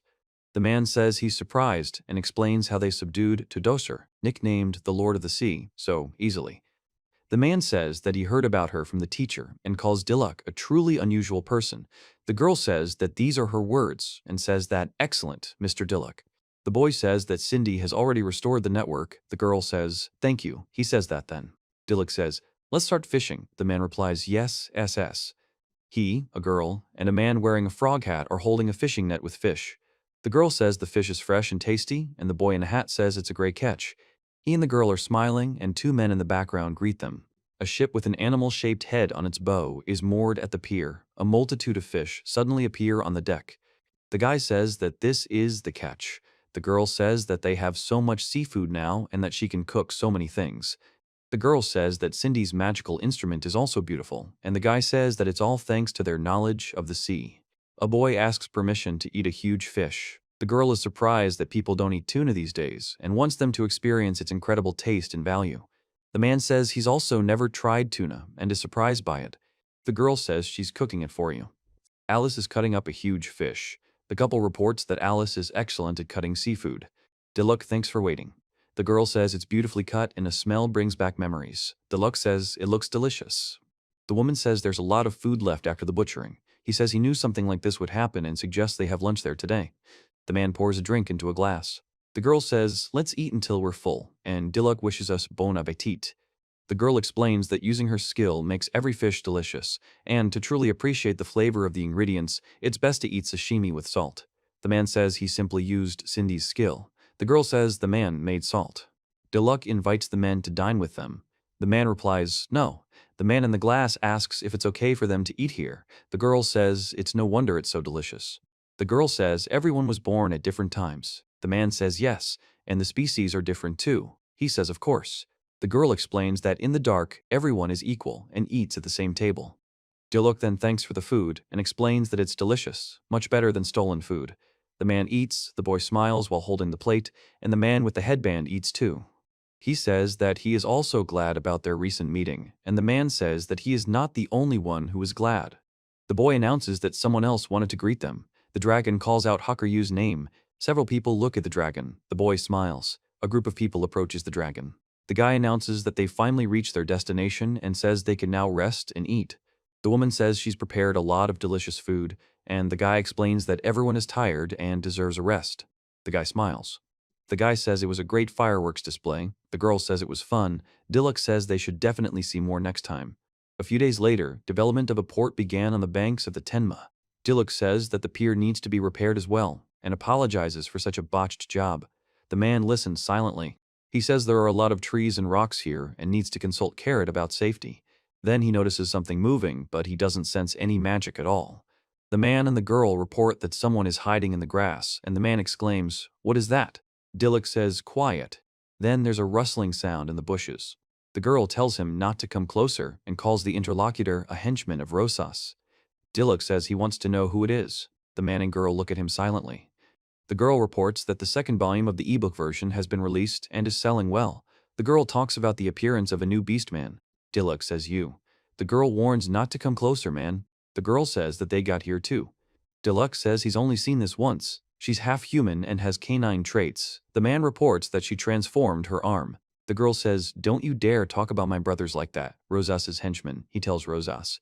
The girl says that Rosas is the town nearby, and Dilek says that something must have happened. Diluk says he's the lord of Tenma village. The man asks if the girl could elaborate. The man explains that the crest on the ship is different from the one on the ship. The girl says that people are their enemies, and she won't forget how her house was burned down. The man orders her to shut up. Dilek says what happened in Rosas. Dilek says they burned. At first, there are sounds of movement in the bushes. Then he remains silent, and the girl announces that she is not going to talk to people and that Mr. Hakuro will decide. Deluxe says he wonders what she meant. The guy says she left, and the girl addresses the guy as Sir. The man reports that Lord Rosas is far away now and that it is dangerous to leave such things unattended. Deluxe says he wants to know more about what's going on in Tenma's neighborhood and that he should follow her and find out everything. The girl says she'll go too. He says they can't let the situation slide and should fight back against Rosas. He explains that there's no need to give them a reason to attack, they're just scouting the area now. The girl says the situation is complicated. Deluxe says they are heading into the forest. The man confirms this. Several people are flying on the dragon's back. The boy asks where their people live, and Deluxe says that they live in the White Wolf Forest. He explains that the land is located in both Tenma and Rosas territory, and since the land isn't governed by a country, many demihumans live there.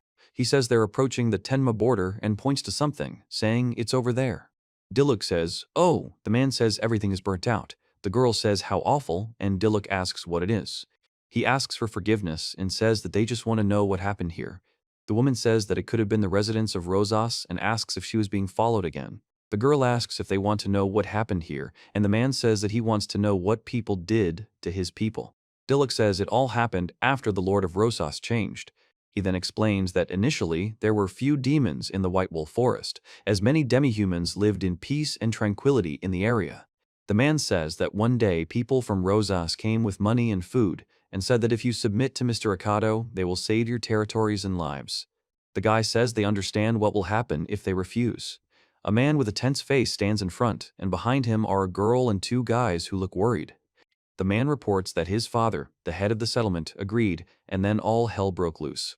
A young man tells them to provide men for the factories. A woman explains that women are needed for the warriors. A man tells them to pay tribute every week. The man declares that from now on he is king and god here, that they no longer have freedom of religion, and orders them to get rid of the figurines of this dog, otherwise it will be the end for them. The woman and the boy are surprised and say that Lord Hakuro has always guided them. The man stands, and the other man kneels. The girl says they burned everything and asks what they did to the people. She demands to be told the truth. Deluxe asks where the parents of the girl are now, who is screaming that they did something to her mom and dad. The girl reports that shortly before the incident she was taken to Rosas, and she doesn't even know if they are safe. Deluxe reports that everything is so bad. The guy says that his friends have caught a cold too. The girl reacts with surprise. He says that he didn't think about people's lives at all, but simply followed his own desires, and that's very much like him. Deluxe informs her that Akado is now capable of any cruelty and cannot be allowed to continue in this manner. Deluxe says he needs to save these people and asks if the girl will go with them to Tenma. The girl responds with surprise. The girl says she wants to go to a human village and asks the guy if she thinks she'll trust him. The guy says she doesn't have to. Deluxe says she should understand that there are many wounded here and it's dangerous for them to stay. The girl replies that she doesn't. The girl tells her grandfather that they're at their limit and that this young man can help them. The grandfather says the young man is right and they can move into the shadows. The young man calls the girl Kororo. The girl reports that she was running around the dark territories in search of a quiet place and explains that she was collecting food for them alone. Kororo says she tried hard. Deluxe says that now is the time to put pride aside and live. He reports that he cannot afford to relax. Deluxe says he accepts the offer. A girl and a man stand next to him. The woman says they can't trust each other and explains she's not asking for help, but she can't lie anymore. He says he understands. The man explains that things are a little different. Akado kicked him out of the house. He says he understands the man's anger and sadness. The girl says she just wants them to live. The man clenches his fist. The girl says that this is Tenma village. Deluxe says that a bear man and a dwarf live there, and half humans also live here. The girl says that everyone in the community cooperates and lives together. He says this is true and that they are free in faith and culture here. The guy reacts with surprise to this. The girl says what it means, and Mr. Hakuro. Deluxe says yes, of course. The girl explains that it's a figurine and the only one left, but it's pretty cracked. The woman says that this figurine is a symbol of their pride. He is silent, then says that if she doesn't mind, he will ask her to let him fix it. The girl says he can. Deluxe says that she simply needs to give it to the master. The girl is silent. Deluxe looks at the girl. Deluxe casts an alchemical transformation spell. The girl says that Mr. Hakuro is their pride. He says that right now they can only give this, but they will definitely help. The girl says she can't believe they're all here, and says it was very difficult. The man explains that they couldn't leave her alone and that they're together now. Deluxe says he's glad to see everyone together and that many challenges lie ahead. The girl adds that they can handle it if they stick together. He hands over a figurine depicting an animal. The girl, with tears in her eyes, addresses Deluxe, calling him Sir. Deluxe says thank you. He reports that they have helped these people, but the main problem is not yet solved. He declares that he will stop Akado's tyranny. The girl announces that it is time for the residents of Tenma village to unite in order to protect the peace. A guy knocks on the door. The guy says good morning to everyone. A girl, a boy, and a woman say good morning to Deluxe. Deluxe says he looks cheerful. The text explains that a few days have passed since their arrival, and they are slowly getting used to life in Tenma. He asks how the wound on his arm is. The woman says it's much better thanks to Deluxe potion, and the man says that's good. The boy asks where Kororo is now, and the girl tells him that it's at this time. The woman asks the great Hakuro to protect her mom and dad. Deluxe reacts to this. The guy says that even though they are here now, it doesn't change the fact that they lost their home and relatives, and he wants to help Kororo's parents. Deluxe says there is no choice, and clenches his fist. The guy says it's time to start. Deluxe announces that everyone is gathered. A man, a woman, and a girl are listening. The girl with horns looks ahead. An old man, a woman, a boy, and a man look ahead intently. He says frankly that he is going to fight with Akado, not with Rosas. The woman asks if this is dangerous, and the man wonders if they'll fall on top of them from here. Deluxe explains that he understands the risk, but his parents will soon be captured, and the situation could change quickly. The girl says they're willing to risk the village for them. The man explains that the clash was bound to happen sooner or later, and if they don't stop Akado now, he'll pay them back in kind. Deluxe says that his duty is to protect all the villagers. He does not forgive those who harm the people of Tenma, and therefore will not allow the enemy to harm them again. A boy with bare ears and a man with a bandage on his forehead listen. A girl with long hair says that if the leader says so, then she's in favor. A man with long hair, a woman with straight hair, and a girl with short hair stand nearby. He says that he always protected Tenma, and the girl says that's why they'll succeed. Deluxe speaks to Cindy. The man with short blonde hair says they'll help, just as the master once helped them, and encourages them to keep going. The other man confirms this. Deluxe thanks Hakuro and asks them not to forget him. He says they've decided everything. Kororo listens. The girl says that it's good, and that she will join them too. The guy says they'll develop a strategy now and thanks everyone. The man says that invading territory from here is highly risky, so he'd like to avoid it. The man explains that they can't just attack. The girl says the problem is that they didn't cross the border. Deluxe reports that they tried to avoid encroaching on Rosas' territory and explains that Akado doesn't know exactly where the border and territory are, asking if anyone told him. The man says their opponents think the same way, and if they could attack from the other side, it would be nice to have respect. He says that everyone's strength will be needed in this regard. It is reported that this is the White Wolf Forest, borderlands. The man addresses Deluxe. The woman reports that they're done with the preparations. The girl says that all the nearby animals have moved away, and the man says that they're doing well. The girl explains that Carrot's skill is amazing. Deluxe asks Hakuryu what the situation is, and Hakuryu says that there is no one nearby and they can start at any time. He is silent? Deluxe says, phew, then announces the release of magical power. The girl tells him how much magic is stored in the bracelet. Deluxe stands with his sword, surrounded by magical energy. He says he can't afford to make a mistake, because if he misses, he'll die. The man explains that he must strike precisely on target. Deluxe delivers a powerful blow, creating a vortex of energy that rushes forward at high speed. He says he's relying on his interlocutor from now on. The girl says she won't let him down. The man shouts that this is the way. Deluxe says everything is going according to plan. The girl reports the beginning of the alchemical transformation. The guy says they've arrived, and the man asks what the sound was and who the enemy is. The man says that if he plans to attack, he's finished, and the other man says what he's doing on Rosas' territory. Two men with guns demand to know their identity. Deluxe says that he is Deluxe Robe, Lord of Tenma. A man reports that Laura attacked them and orders them to prepare for revenge. Another man responds by saying that a man with a spear attacks Deluxe, shouting, ha. The man says that they will collide with theirs. Deluxe says that he is carrying. A man reports that the ground beneath his feet is fresh. Another man only exclaims. The girl says that everything is correct, and this road was just created for Tenma. The man reacts to what he heard. The guy says that the right way to the territory lies behind those trees. The girl reports that the real border was camouflaged with trees and grass, using fallen trees. Diluc reports that the new road has crossed the original road, dividing Tenma's territory and Rosas's territory. The guy says that, to put it simply, they broke into Tenma's territory. The girl explains that they broke into Tenma's territory. Diluc announces that they have no intention of surrendering and warns that if the enemy does not retreat, he will be forced to use force. The man with the spear expresses surprise. The man says he didn't notice it in the dark and then says that if that's the case then. Diluc says there's nothing to be done now and that reinforcements will arrive soon. The man asks if the sound came from here and the girl confirms it. The guy says that Soldier Rosas is bigger and that they have already lost. Diluc speaks to Carrot. Carrot says she understands. Carrot says it's good when everything goes according to plan. The traps on the floor trigger, causing surprise. The woman says the trap isn't fatal and suggests he calm down. The guy says his leg hurts and he can't straighten it. The woman says there's no need to praise her, and the girl calls Carrot cool. Diluc thanks him and says they need to return to the darkness now. Kororo asks, saying that's what she came here for, then orders him to climb onto her back. The girl says wow, and tells you that you can transform like this. The woman says hold on tight. Diluc says protect the village. The dog replies yes. The girl addresses Diluc as sir. The girl wishes them luck and says that they will also fulfill their duty. Diluc informs them that the traps Carrot set will soon be gone, and if they want to escape, they must run. He explains that he doesn't want senseless bloodshed.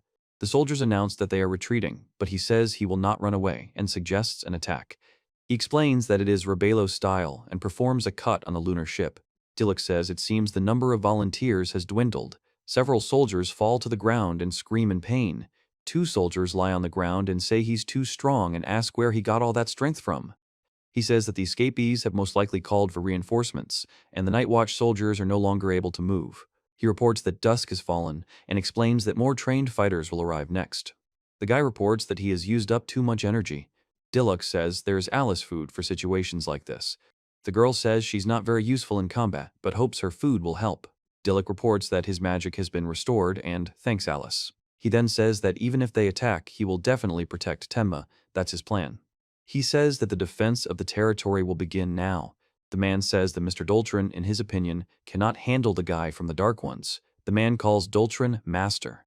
Doltrin tells the guy to show what he's capable of. The man is sure that this guy is definitely in charge. The man says his lord spoke of Diluc and said he wanted to repay him for what he did, but Diluc thinks this is complete nonsense. The man explains that Akado has money and land but little brains, and he does whatever the man tells him, Diluc remarks. Morgenstern says that to continue living like this, he will offer him a helping hand. He explains that this is not a bad reaction, but it's not that simple. He advises that he must be more careful. The man says the other hasn't seen him fight for real yet. Diluc says the man has skill and asks if he hears the sounds of his defeat, explaining that's exactly what he's hearing. He reports hearing sounds from the forest, but feels no killing intent and doesn't understand what that feeling is. Men with guns prepare for battle. Diluc says the selections are his, and it's time to serve their master. He calls them warriors and demihumans. Diluc explains that there are many species living in Rosas, many of them demihumans, and he fears they'll be brainwashed. He also notes them. He remains silent. The girl says that she herself doesn't understand why all this is happening. Diluc reports that the demi-human capital has been captured by Rosas. The boy says he doesn't want to fight, but his body won't obey him. The man explains that the skill is very rare and allows him to control them. He explains that the bracelets prevent them from resisting his will, but deprive them of their own. The man shows the bracelets and says that they are Diluc's beloved people, asking if he can kill them. He asks with a sword if he can. Diluc says he cannot forgive those who treat their people like objects, and as the Lord of Tenma, he will defeat them. The man says the other can say whatever he wants. The guy with the ears tells us to surround the enemy and attack. The man tells us to go forward and push back the enemies. Diluc reports that he used the skill, but it can't handle that many and simply won't have time to connect them all. He says he's already at his limit and can't attack. The man laughs. The guy on the right says everyone needs to shoot at the same time. The 2 guys on the left are drawing their bows and getting ready to fire arrows. Several men with bows take aim at Diluc and prepare to shoot. Diluc notices this. He says it's Rebelo style. He delivers a blow, calling it the Shadow Moon Cut. The man says he used the attacking technique for defense and says there's more to it. Diluk says it's useless. The man reports the beginning of an alchemical transformation. Diluk explains it's an earth wall attacking from a blind spot. The man curses, then jokes. Diluk reacts with surprise. A man suddenly grabs another man with horns by the neck. The man with horns tries to fight back. With a determined expression on his face, he grabs a sword with both hands and prepares to attack. The man says that even such a decrepit old man can be used and laughs, asking if Diluk can attack. Diluk says no, expressing irritation. He tells her that if you don't want him to get hurt, then don't move, and asks if they know each other, celebrating her good fortune. The man says Kororo's father. The boy says the devil. Diluk says the time has come and orders his warriors to head to Tenma. The man listens. The man tells Robello that he can go after them if he doesn't want Tenma destroyed. He laughs and says that he can abandon the old man and return to Tenma. He thinks he can send Hakuro, but if you think about it, here, the man explains.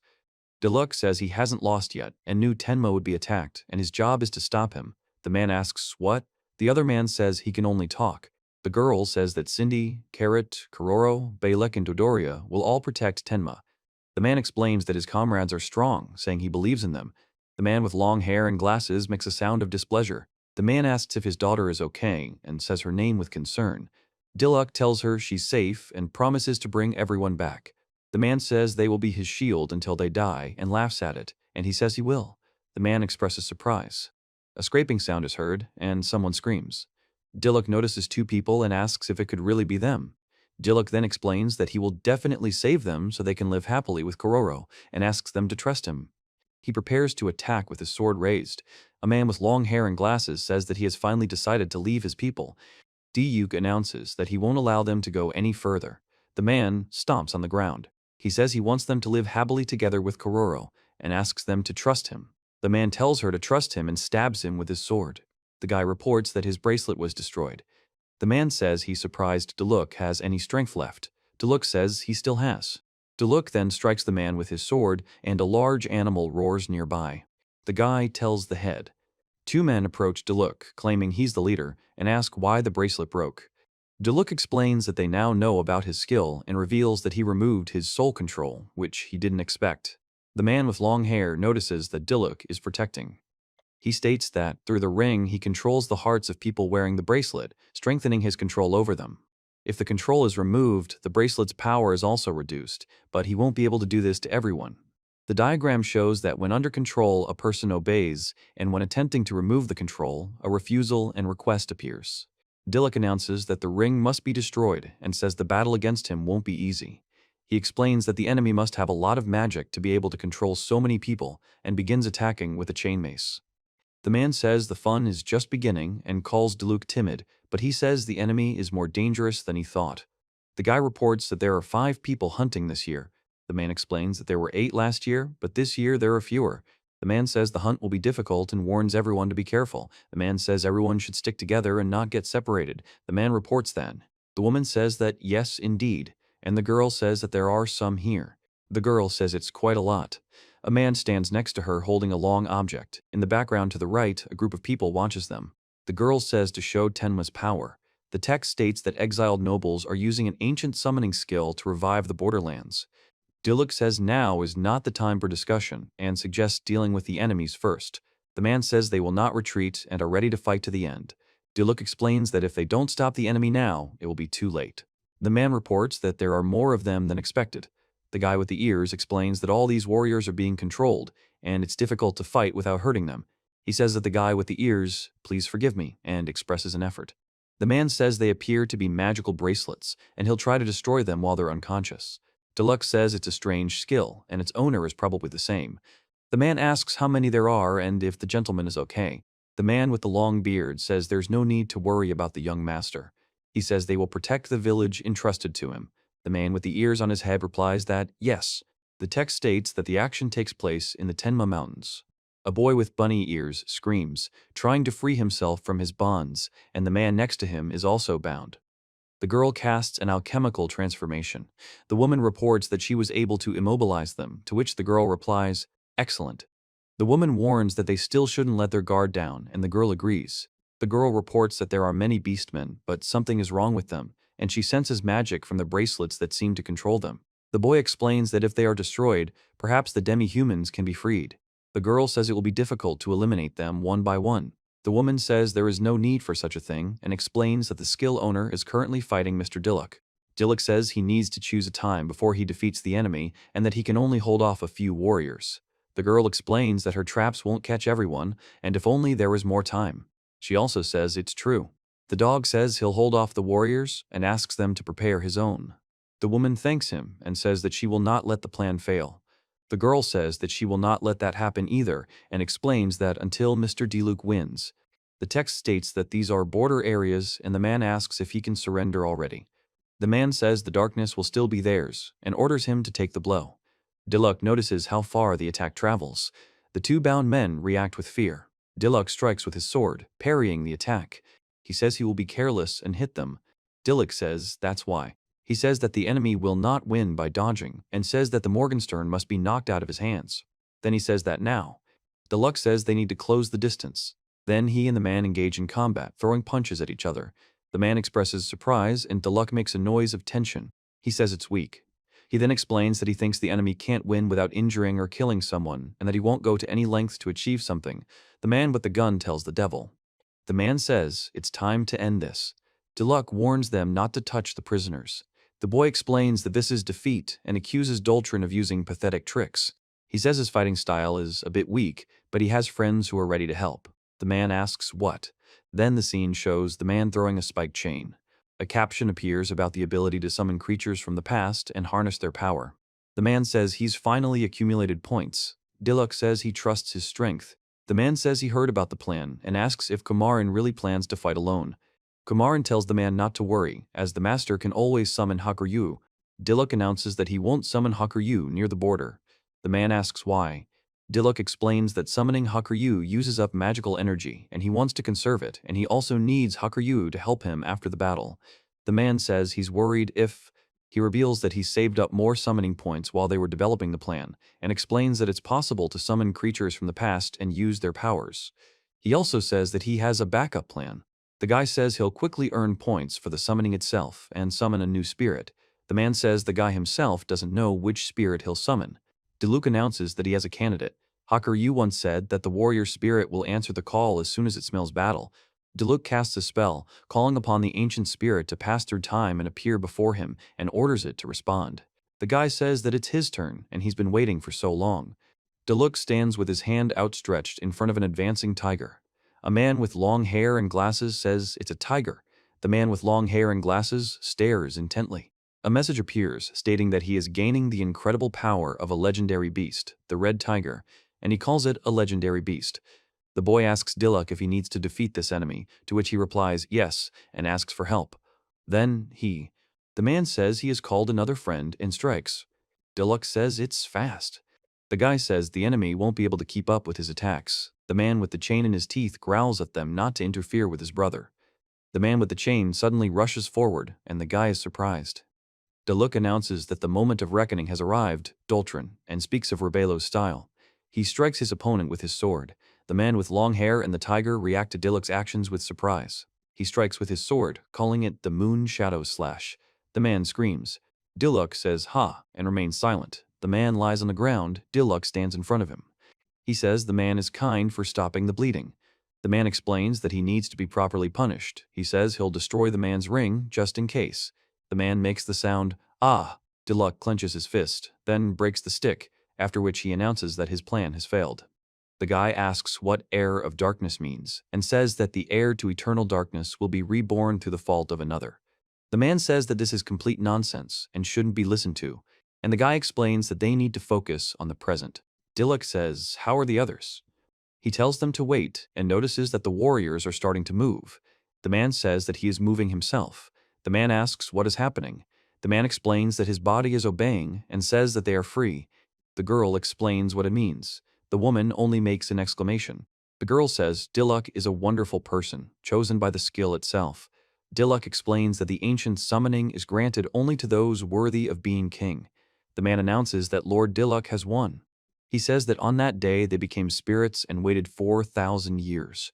He explains that they were waiting for someone who would possess this skill. He and the girl explain that they remember the happiness of creating things together, and that the master breathed life into the girl again. The man says Diluc has the qualities of a true king, and he can restore Tenma to its former glory. Diluc explains that the demihumans must first be freed, and the boy says he will also do everything in his power to ensure his master's goal is achieved. The girl tells Cindy that there's something strange in the forest. Cindy reacts with surprise. The girl says she hears this voice and asks what is there in the forest. Diluc reports that they have defeated Doltrin and his skill has been dispelled. He says he can move. The two men report that they are free. The man expresses surprise. The boy says he saved them, and the girl adds that the boy's tiger is also simply incredible. The man tells Diluc he's glad everyone's safe. Kororo's father asks him to accept his gratitude, and the man calls Diluc a savior, to which Diluc replies that he doesn't understand what they're saying. The guy says he can now reunite with his daughter. Diluc announces that the standoff is finally over. The man says he doesn't think so. Diluc explains that they must kill the Akados because they took their home and families from them. He says he understands his interlocutor's feelings, but he's not in good shape right now. He and the man express surprise. Diluc says they need to get to a safe place, into the darkness. The man says something is wrong in the forest. Diluc notices this and reacts to what's happening. He informs Hakuryu that the plan seems to be undergoing a change and asks her to inform Cindy and the others of the situation, taking all the demihumans with her. Hakuryu replies that it's her turn. Diluc says it won't be easy, but asks to lead the others into the shade of the forest. The man remains silent. The boy says everyone needs to wait in the shade for a while and then go with Hakuro. The boy asks Akatoro to take him to Rosas. Tiger asks Rosas if he has a plan. The guy says he'll explain later and suggests they hurry up. The man replies that he understands. Diluc says he's relying on the boys. A paw print is shown on the ground. A dragon flies above the clouds, with several small creatures sitting on its back, and people and a dog can be seen in the distance. The girl tells what's up there in the sky. The woman says it's Hakuryu, and Hakuryu explains that the gentleman is also fine. The dragon says he has a message from someone. The girl asks what the message is. The girl explains that the master wanted her to take the freed demihumans and everyone else currently in the forest with her, and that even though it would be difficult, he asked them to. The woman asks if this means that Master Diluc feels the same way. The boy with the dog listens silently. The stage shows the feet of two characters, one wrapped in bandages, the other in sandals. Sound effects indicate their footsteps. A girl reports that she's feeling something again, and another girl says something's approaching. Men with guns are shouting that they'll destroy Akado and calling for a rally. The boy says they won't forgive Akio and calls for him to be killed. The man talks about a mutiny by the freed warriors. The man suggests attacking Akio. The man addresses the dog, calling her Lady Kororo, and calls the boys. In the right panel, a man expresses surprise. In the left panel, a man looks ahead intently. The guy shouts that he forbids it, and Diluc says that they have forgotten all their warmth. The dog says he hasn't forgotten, but there's no need to make a mistake. The girl says that with their anger, they will change the world. Diluc says there's enough senseless bloodshed. The woman says they can change everything. The boy addresses the woman, calling her mistress. The girl says she'll keep an eye on those warriors and stop the rebellion. He says he and Cindy will provide support, and she'll lead everyone into the shadows. He confirms this with a yes. The girl wishes Cindy luck. The man says they need to temporarily travel to Tenma. The man with horns wonders if this man is really him and says the name Kororo. The girl says, "Believe in your daughter." The man reacts to what she said. Diluc says Kororo and the others will be fine. He believes it. The man says they'll arrive in Rosas soon. Diluc asks his brother what he's going to do. He says that the demi-human's anger towards Octo is immense, and given what he has done, it is not surprising. The boy asks what will happen if they kill Akado and says they'll be considered villains. Diluc says he wants to avoid further conflicts between humans and demi-humans. A group of armed men announces that Octo must pay for his crimes. The adjacent panel depicts a lone man standing in a desolate landscape. The tiger says we need to hurry and then announces that here he is. Rosas says this is the Lord's estate, and the man says Lord Octo. The man reports that Doltrina has defeated Lord Tenma, and Diluc says to stop yelling. The man responds by saying he doesn't believe it was Doltrina. He demands that reinforcements be sent to Tenma immediately and orders that it be done quickly.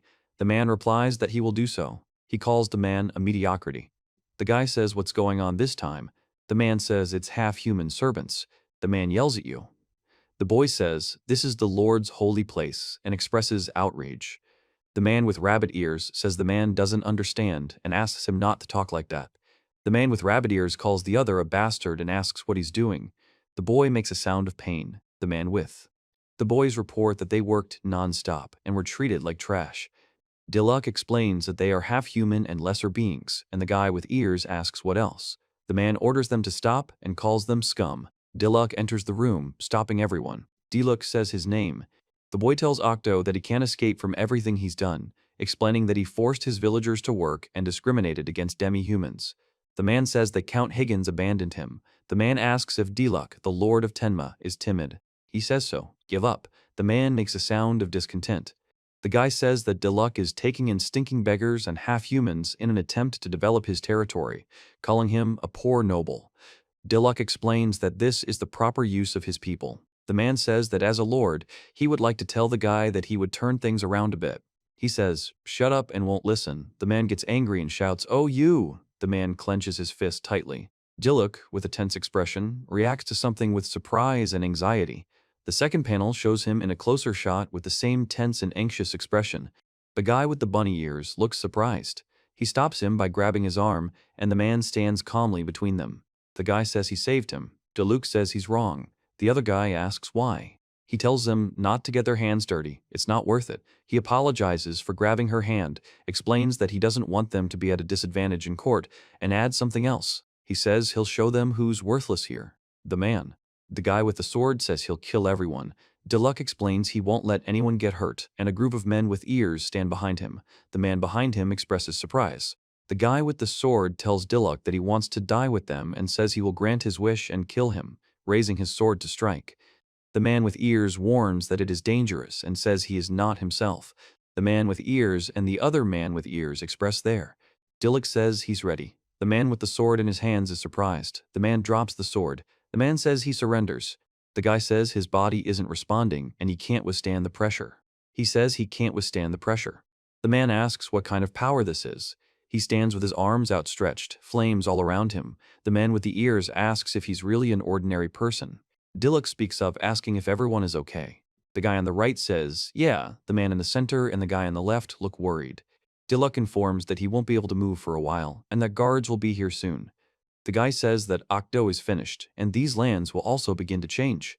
Diluk explains that he wants to make the crimes public, even though his interlocutors might not like it. The man with the ears says that, as he was told, they shouldn't dirty their hands with this man. The other man with the ears says no, he thinks it's okay with them. Diluk says that, the guy says he's curious about Tenma. The girl announces that it's time for a defensive battle. The man explains that the exiled aristocrats are using an ancient summoning skill to restore the borderlands along with the heroes. The top right text says these are the Rosas Mountains. Diluk says the Rosas warriors are becoming fewer and fewer, and while they were advancing here, they managed to defeat almost all of them. The guy says that the mercenaries have apparently already fled, which means that only Akado's accomplices remain. Diluk says they are a lot of trouble. He informs Akado that he has been detained and asks to look after him until the guards arrive. He says that he needs to return to the shadows and asks to wait. Diluk reports that they heard Akado order an attack on Tenma. The man says that Diluk may not need this information, but asks to hear it out. Diluk says that's true. He says that he and Akado robbed people together and that such people will do anything for their own ego and desires. He warns him to be careful. The man apologizes for the delay and he thanks him for the information. The guy with the ears says that they will free the servants and demihumans. Diluk says that he is relying on them, and the man with the ears expresses that he is lucky to be dealing with Lord Tenma. He says that he is only doing what he can, and it doesn't matter if it is for Tenma or Rosas. Diluk says he will protect his friends and these lands. He says thank you. The man smiles. The guy says that if they don't make it in time, a conflict will develop between the territories, which will prevent anyone from knowing about the crimes of Akado and his gang. Diluk says that for the sake of Tina and its people, they must stop Akado's troops, then says that he should speed up. The man thanks Akatora and says that they will hurry to Tina, to which Akatora replies, yes. The text states that the setting is Tenma and tells you to go inside. A woman says she thinks everything is ready. A man calls out to Cindy, a man hugs another man, and another man puts his hand on another man's shoulder. Several people are chatting. Diluk talks to Alice. The woman says it feels like they haven't seen each other in a long time and thanks God that Alice is safe. The woman says she wishes it was all over, but the atmosphere feels like it's not over yet. The girl says they need to discuss recent events, and the woman says they're perfectly fine. The guy calls Cindy and Alice.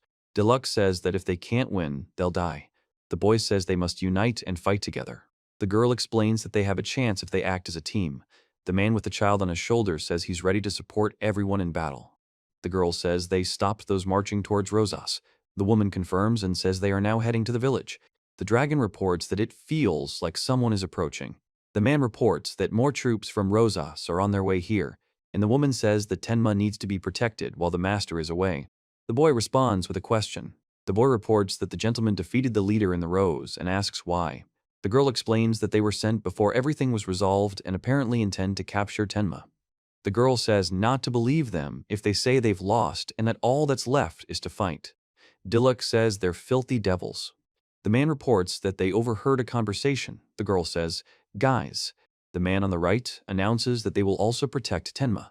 The man in the center and the man on the left remain silent. Diluk says they won't let them commit any mischief. The girl says she's relying on them. He says he'll call his own people too. The man with the ears says he and his friends have been training for this day. The woman says they're joining too. The man says he's joining. The girl with short hair says she's joining. Diluk says that they will protect Tenma. The girl confirms this with the word yes. It is reported that this is Tenma, the Rosas side, and Tenma will appear soon. The man on horseback says he didn't think they'd be the ones sent, and Diluk says it wouldn't hurt to be careful. The man explains they'll take the small village in no time and that Lord Akado certainly won't lose. The boy reports that the road is getting narrower, and the man on a horse says there's an obstacle in the way. The boy asks what to do, and the man explains that anyone with magic should destroy the fence, and the rest should dismount and walk. The man confirms that there is such a thing. Diluk says it's getting annoying. He says there's a lot of grass here. The man with long hair says that's nonsense and asks where the fortress came from. The girl reports that the idea of building a fort from here turned out to be a good one. She says she expected this reaction and likes it. The man says that they will protect Tenma. The girl reports that the enemy is advancing and everyone needs to get ready. The man says there are no more than 20 of them and orders them to move forward. 2 soldiers are running with swords in their hands. One of them notices a hole and falls into it, and the other says in surprise what's happening. The girl reports that her traps worked well. The man orders them not to stand there, as they have the advantage in numbers. Diluk says it's time for revenge. He says attack. The man reports that the steel sword has broken.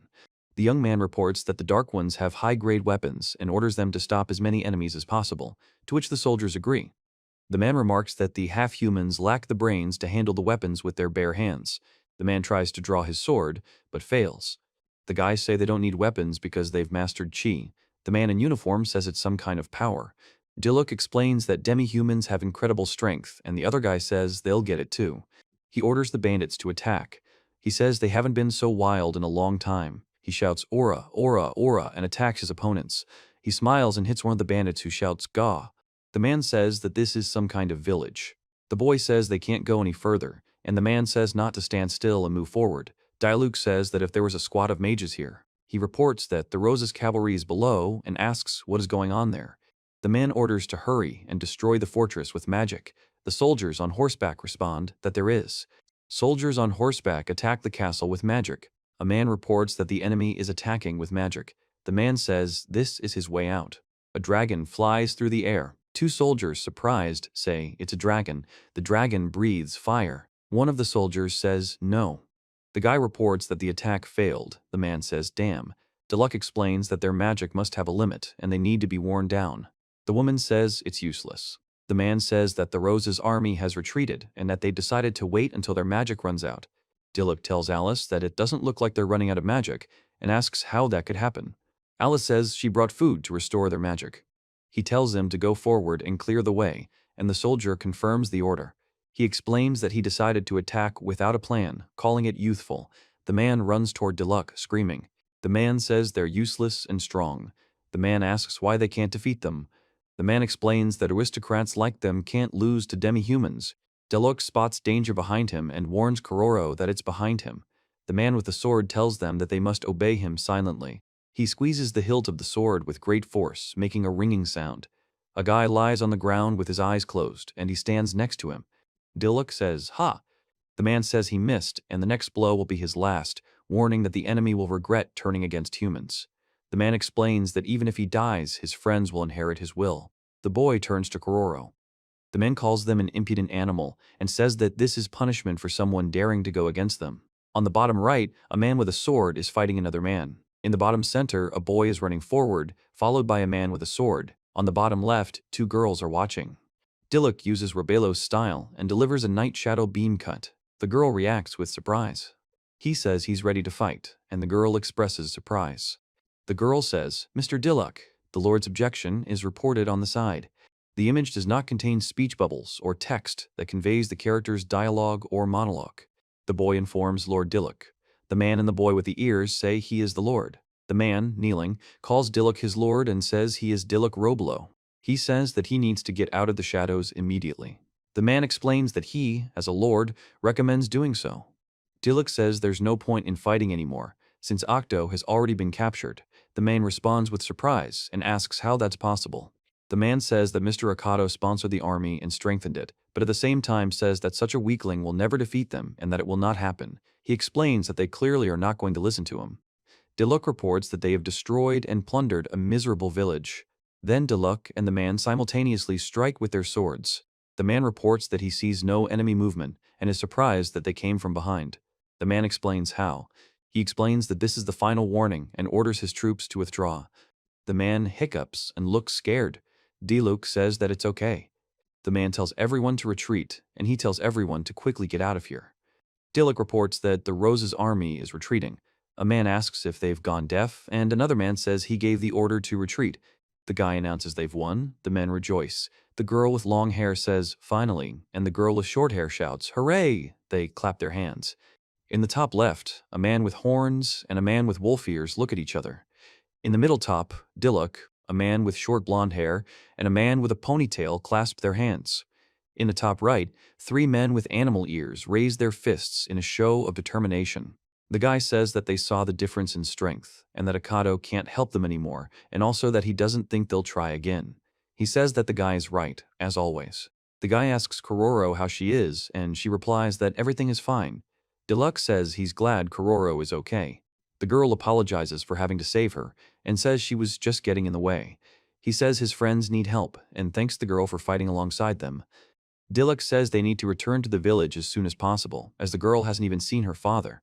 The man says that having a village chief is wonderful news. The girl calls Diluc sir and says that's not the right word. The top right panel shows a passage through the wall with a bridge over the moat.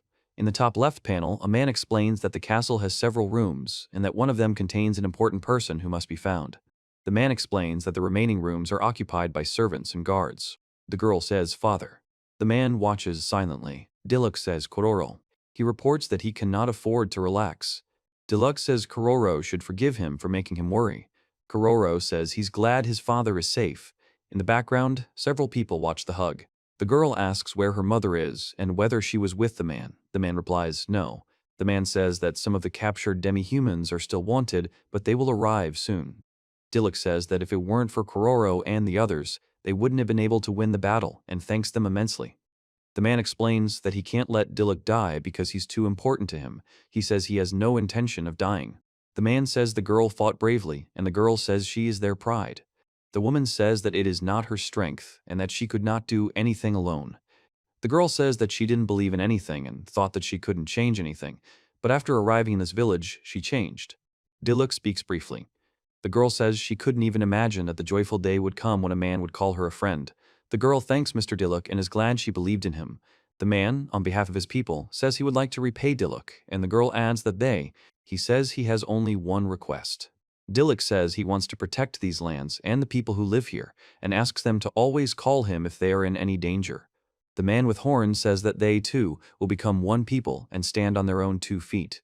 The man says that he relies on his interlocutor, and the girl agrees.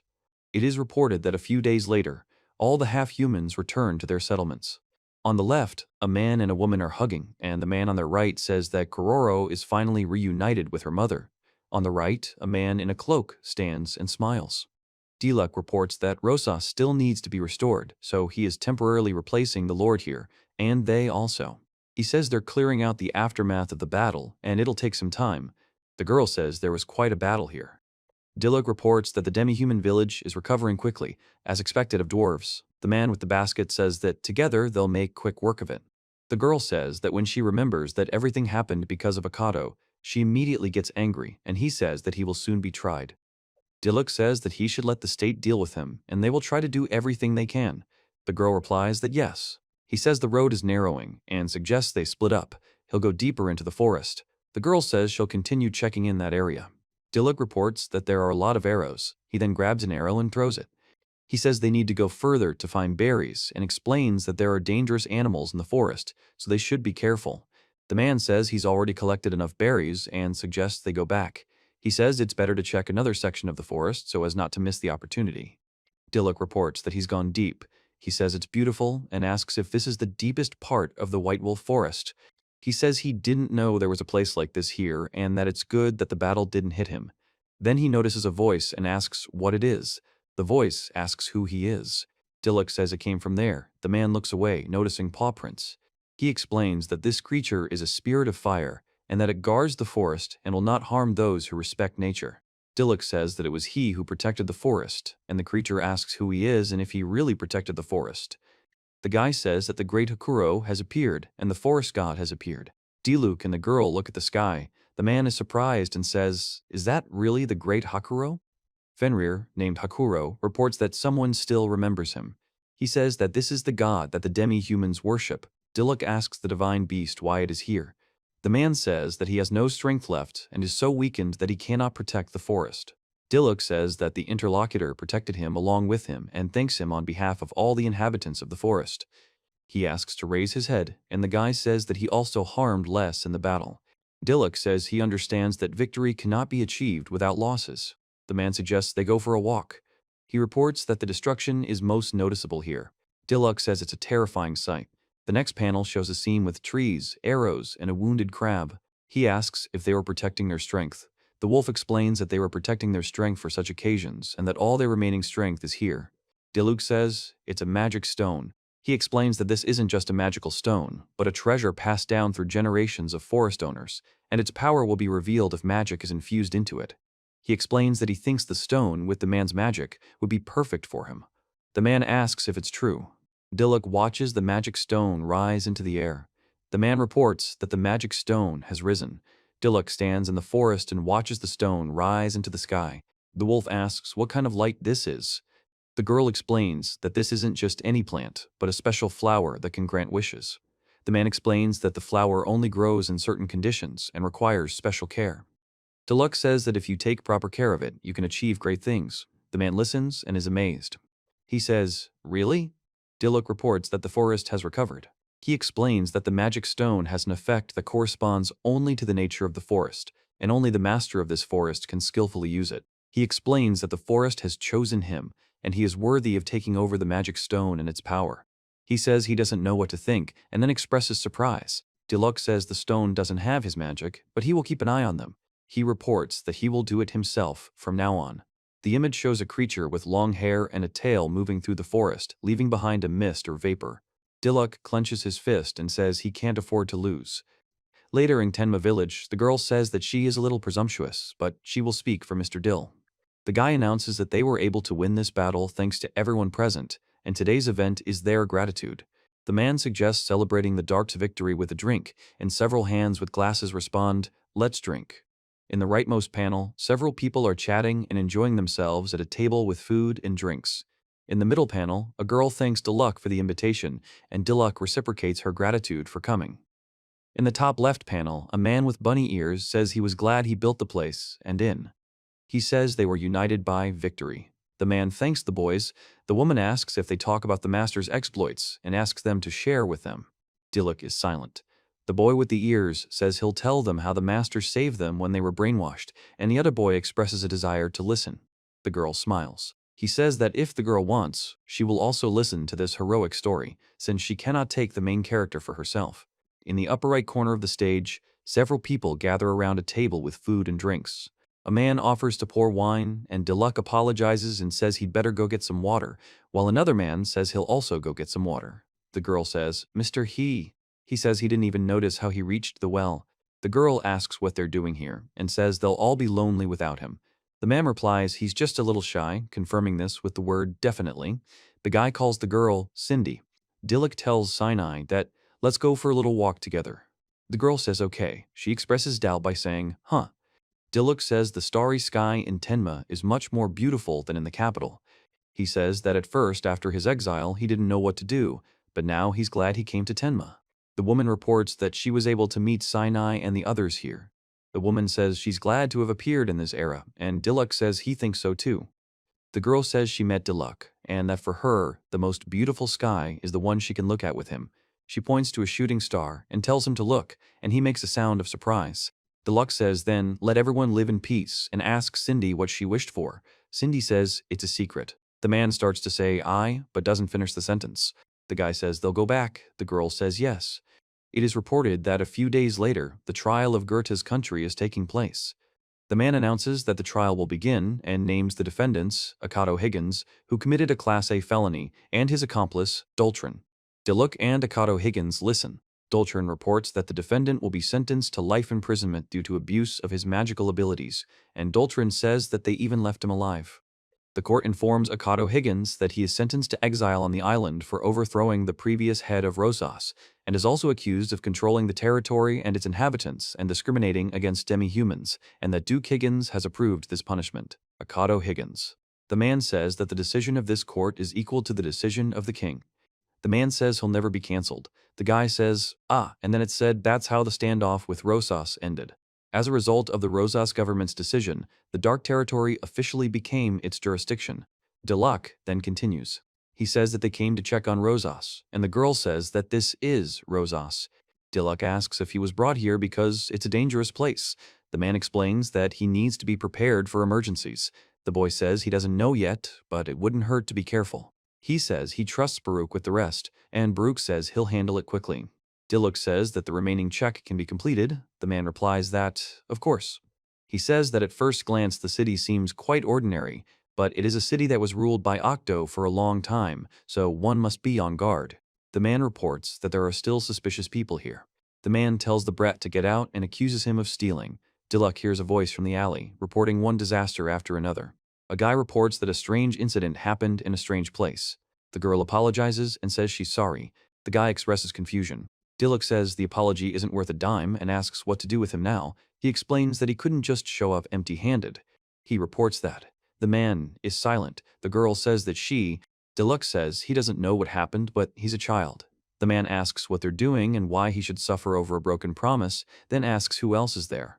The man says the city is their business territory, and they've entrusted a young man with a task.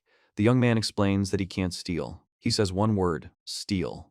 The guy says they told him to steal the jewelry, and the woman explains that in Rosas there is always something in short supply and you can sell anything. Diluk notices that they're selling stolen goods here. A man with a knife warns that if they don't give him the goods, he'll kill them immediately. Diluk orders them to stay back. The girl stands behind Diluk, silent. The guy says he won't have time to draw his sword. The man lunges at Diluk with a knife, who falls to the ground. He screams for him to come here. The man, confused, says something. Diluk remains silent. The man says he hasn't seen Diluk before and asks where he's taking the brat. The man tells him not to interfere with their business, and Diluk notices that they're surrounded. He says that it will be difficult to fight and protect the child. Diluk says that if he gains time, he should hold on tighter, and the girl is surprised. Diluk performs the Rebello style, the moon sword dance. The men notice the flames and ask if he has the skill. The old man is surprised that it's a young master. Diluk explains that. The man with the knife says that he wants to know who the old man and his friend are, turning to him. The old man shouts, "Mister!" The man says he sees right through them. The man explains he understands. The man suddenly attacks the two opponents. Diluk says they should cool their ardor. He tells Baruch that they'll be done with him here quickly. Baruch says that he knew he'd come. Diluk reveals that he uses Rebello's style, moon shadow slash. The girl says, "Wow," and notes that so many people were overwhelmed in an instant. The man lies on the ground and makes a sound. The man asks who they are.